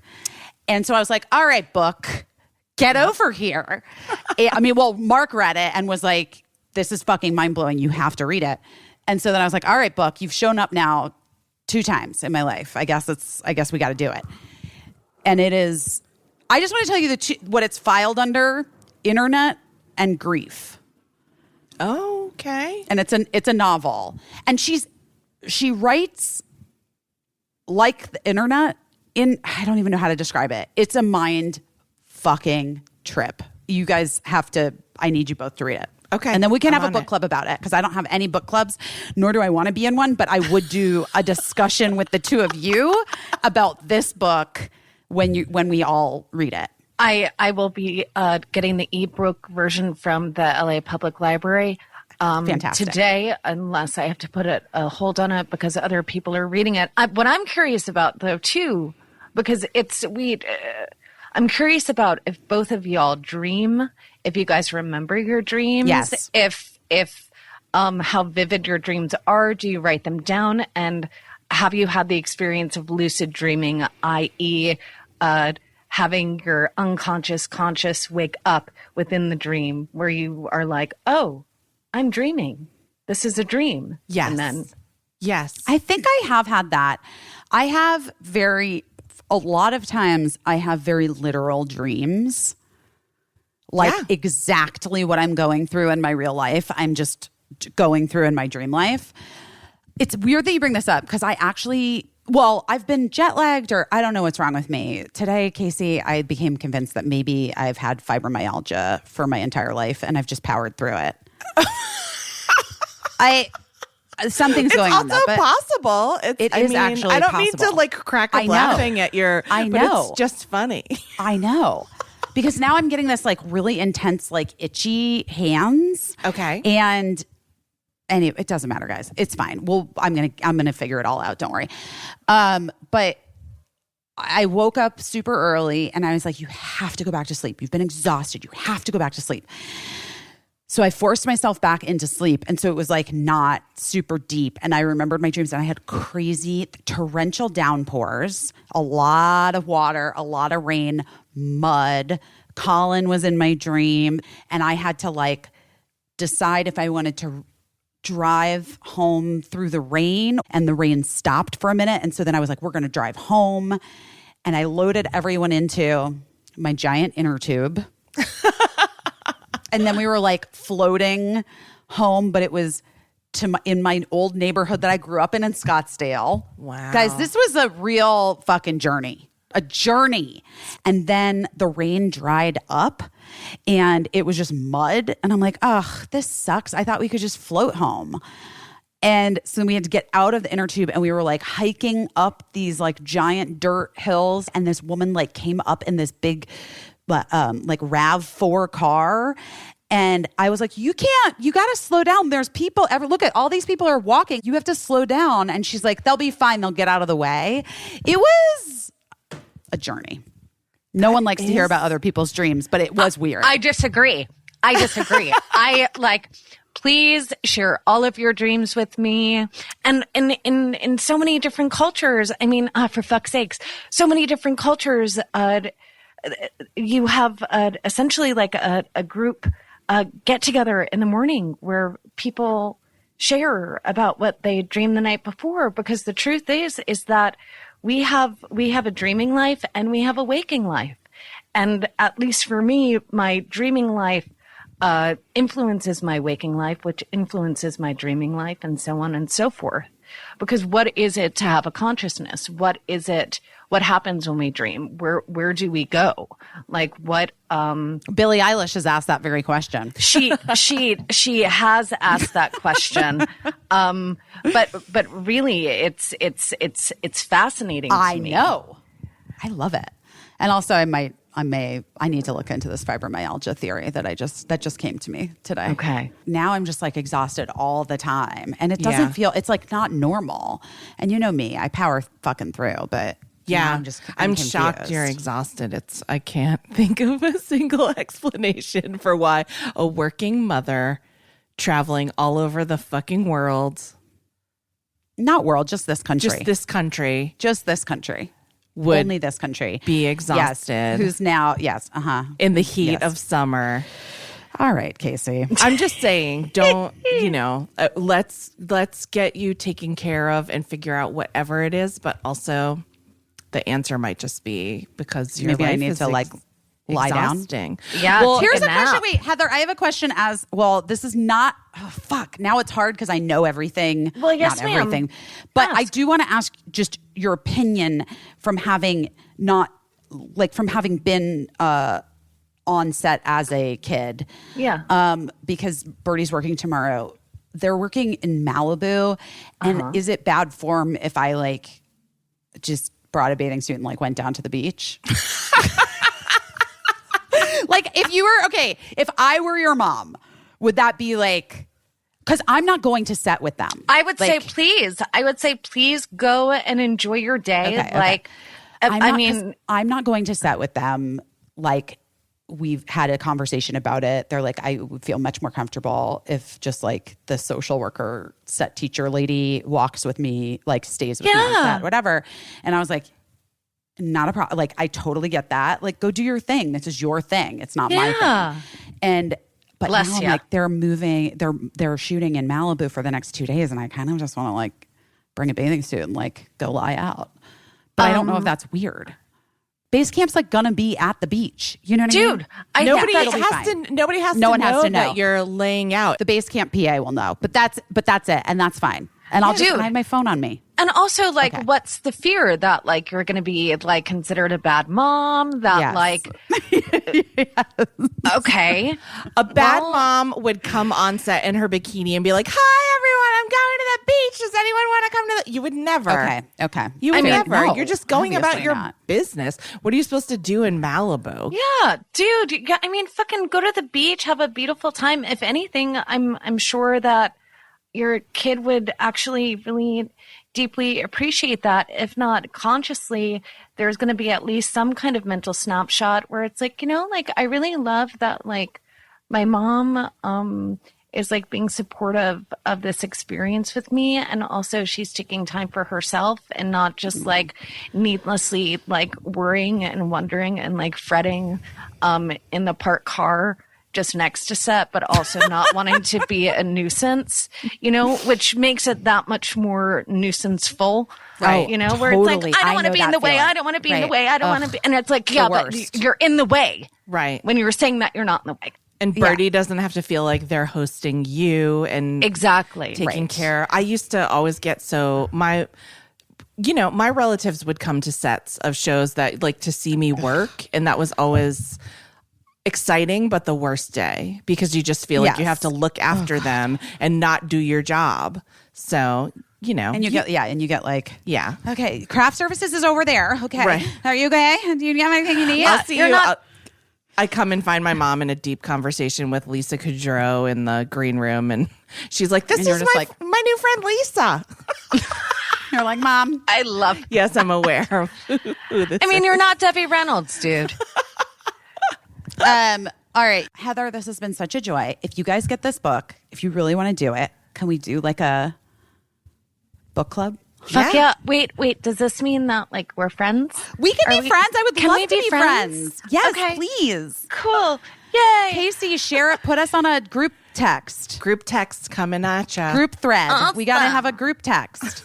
Awesome. And you're such a delight. And I hope that your journey and pivot continues to you just continuing your journey of self and and appreciation of the thing that we all see, which is yes, a shining talent like no other, but also just you are fucking cool. And the highlight of Caissie's party, apparently, which I wasn't at. And I want you to feel that when you walk into rooms that you belong there, because you belong in every fucking room. Do you know what? I'm gonna say this. I'm gonna say thank you. And with that, I feel not necessarily. I feel that I belong in every room because I'm in that room, but everybody feels fucking uncomfortable. And I think sometimes 100%. I'm just the person that names the uncomfortability, which then just, breaks the ice or makes it more uncomfortable. Which is fine. But thank you guys for having me. This is like such a blast and so much fun. Love you so much, Heather. One of my favorite faces to see. And you're a very special person. It's a weird experience to remember every single moment that you've ever had with a person over the course of 20 something years. And, well, rats falling from the sky. I mean, pretty unforgettable, but but you're just a really special person, and I'm so glad that we're friends. And you're just and worth I it. can't wait to be friends. I'm super excited. Oh my goodness, I received that. Thank you guys. Thank you. I received that. All right, go take care of your possible fibromyalgia. I'm gonna go eat some chicken. Bye, guys. Bye. Ugh, Heather, I can't wait for our book club. Maybe we can do it live. Oh my God, Caissie. Could that be? Do you guys, I do want to say this. I have read more than one book. You know what I mean? I do want to say that. And I also I'm like hoping that I'm not overhyping this shit, because that worst thing is when somebody ruins something that maybe you would enjoy, but they ruin it because they make it sound so good. And then you read it and you're like, it wasn't as good as Busy Phillips made it sound like it was going to be. Right. I do not want to do that. Right. But should we do a book club? That would be so fun. That would be really fun. Let's do it. Okay. Guys, right. not like Reese or whatever. You know what I mean? Like I'm not Oprah. We're not trying to make a show out of everything. We're not trying, and we're not trying to be like, monetize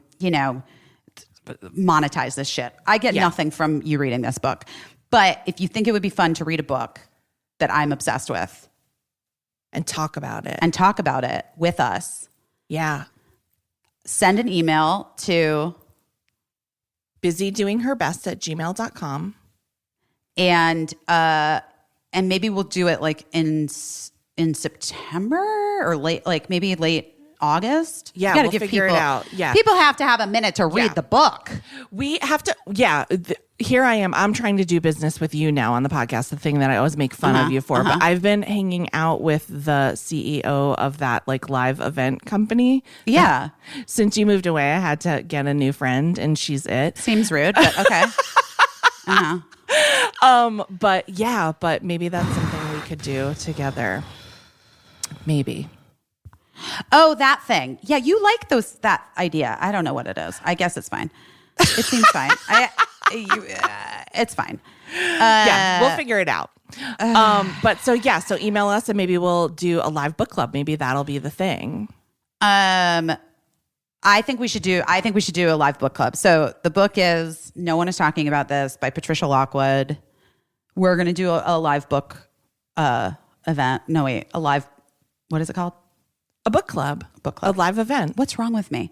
My brain I already moved on. I'm already you're packing. You're I swear to God. You have I literally to go. am already packing my snacks for Birdie. Yeah. A book club. I've never been like a book club bitch. My mother was in a book club, not a joke. My mom has been in a book club for 40 years. The same fucking book club. Oh my gosh. Wow. Isn't that weird? Wow. It's too long, I think. She started a book club when we moved to Arizona. Oh, and wow. I think that one, like my mom, or wait, maybe I have to ask Barb. Maybe it's not 40 years. Whatever. It's a long time. It's been 30? a long time. 30 Yeah. years. Yeah. Maybe 30 years? 30. Let's say 30, 35. My husband, who some of you might know, is an acclaimed short story writer, but he's been hired by book clubs to come in and like give an official analysis of books or whatever. And I always think that's so funny that I'm like, just a bunch of book club ladies will hire you. It's funny, but also interesting. One time when I was in my 20s, I tried to join a book club with my then boyfriend and Emily Beebe at the local I think it was a Brentano's. I don't even think it was a Barnes & Noble. I think it was a Brentano's. Yeah. Brentano's booksellers. Remember Brentano's? Yes. And the book was, this should give you a time frame, a year frame. The book was The Girl with the Pearl Earring. Oh, sure. Okay. Yes. So we were like, we signed up for the book club through the bookstore and we're like ready to do it. And then for some reason, we all got really high before we went to the book club. Well, that's the point, kind of, is to be intoxicated. And then it was just like this, like, I was like, then I like couldn't stop like laughing and was like, thought it was like so insane and so bad. And then when I was trying to recount it to someone else about it, and I was like, yeah, and there was just this like lady who just kept talking about how it reminded her of her life as like the secretary to this really powerful lawyer who's married. And it just felt like I just didn't need to know all this stuff about this lady. And I can't remember who it was that I was saying that to. They were like quiet for a second and they were like, it sounds like maybe she just really needed to share that. And it was like, she felt like it was a safe place for her to share that information. And that is how she related to the book. And then I felt like such a dick and like so judgmental and like just an asshole 21-year-old. That was my last book club experience, guys. So, well, if you want to, here's our chance to do redeem. Better. Yeah, I'm going to redeem myself. Oh, wait, I want to say one more weird thing. Please. Okay, so you guys know that like not last week, but the week before, I was on a trip through the United States to go to Paisley Park. Yes. We did the tour at Paisley Park, and if you've never been, they take a group of like 10 or 12 people through Paisley Park. I've never been. Yeah, so, you know, you go through various stops, and your tour guide tells you. So on the tour, you kind of like, you know, you might make chit-chat with the other people on your tour. You might not. Who knows?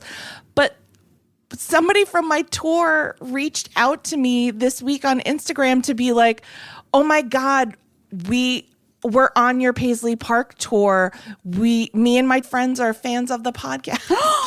That's so amazing. We didn't know it was you. And no. So anyway, which is totally fine. But she's like, we would have said that we like the podcast. So anyway, shout out to my friends from the Paisley Park tour who we didn't get to really talk, but we spent the whole day together. But it was about Prince. It wasn't about the podcast on that day anyway. So, you know. It's fine. But I said next time we go, we should, you know, plan to link up together and we can. Very exciting. Yeah. So I love that. And we had some group chat members. It's been a year since we did those group chats, and we had some people that have met up in person. Really, that makes me so and it was like, happy. And it seemed like they really had like a special, like that it was really nice and they had a special time together. Yeah, and we did another round of like group chat matches on Instagram, and it seemed like it was really successful. I hope that it was really successful. We asked you guys to match yourselves up because who knows better who wants to talk to who than you. And so hopefully let us know. How did you do that? I just put a post up on Instagram saying, like, if you're looking for a group chat, tell everybody something about yourself and then go and comment to other people, you know. So it was very DIY, very quick and dirty, but it seemed really successful. So let us know how it's going and if you're enjoying your new group chats. Yes. Okay. Well, guys, listen, we're getting off sort of quickly this week, getting off of this thing. The podcast. Yes, because I gotta go. Snacks to pack. You're a stage mom. Yeah, I'm like nervous that I don't want. I mean, first of all, I'm late to a lot of shit. Like pretty consistently. I would say, most would say. Yeah, I think that's fair to say. But one thing that I am always on time for is work. Yeah. And also, you're not being late for yourself is one thing, but being late on behalf of your kid is, you know, you would never do that. Unacceptable. Yeah. So we got to let you get going. Thank you. And you guys, per usual, we love you. We love you. We missed you last week. Thanks for coming back this week. We hope you have continued to do your best. And we will talk to you next week. Bye. Bye.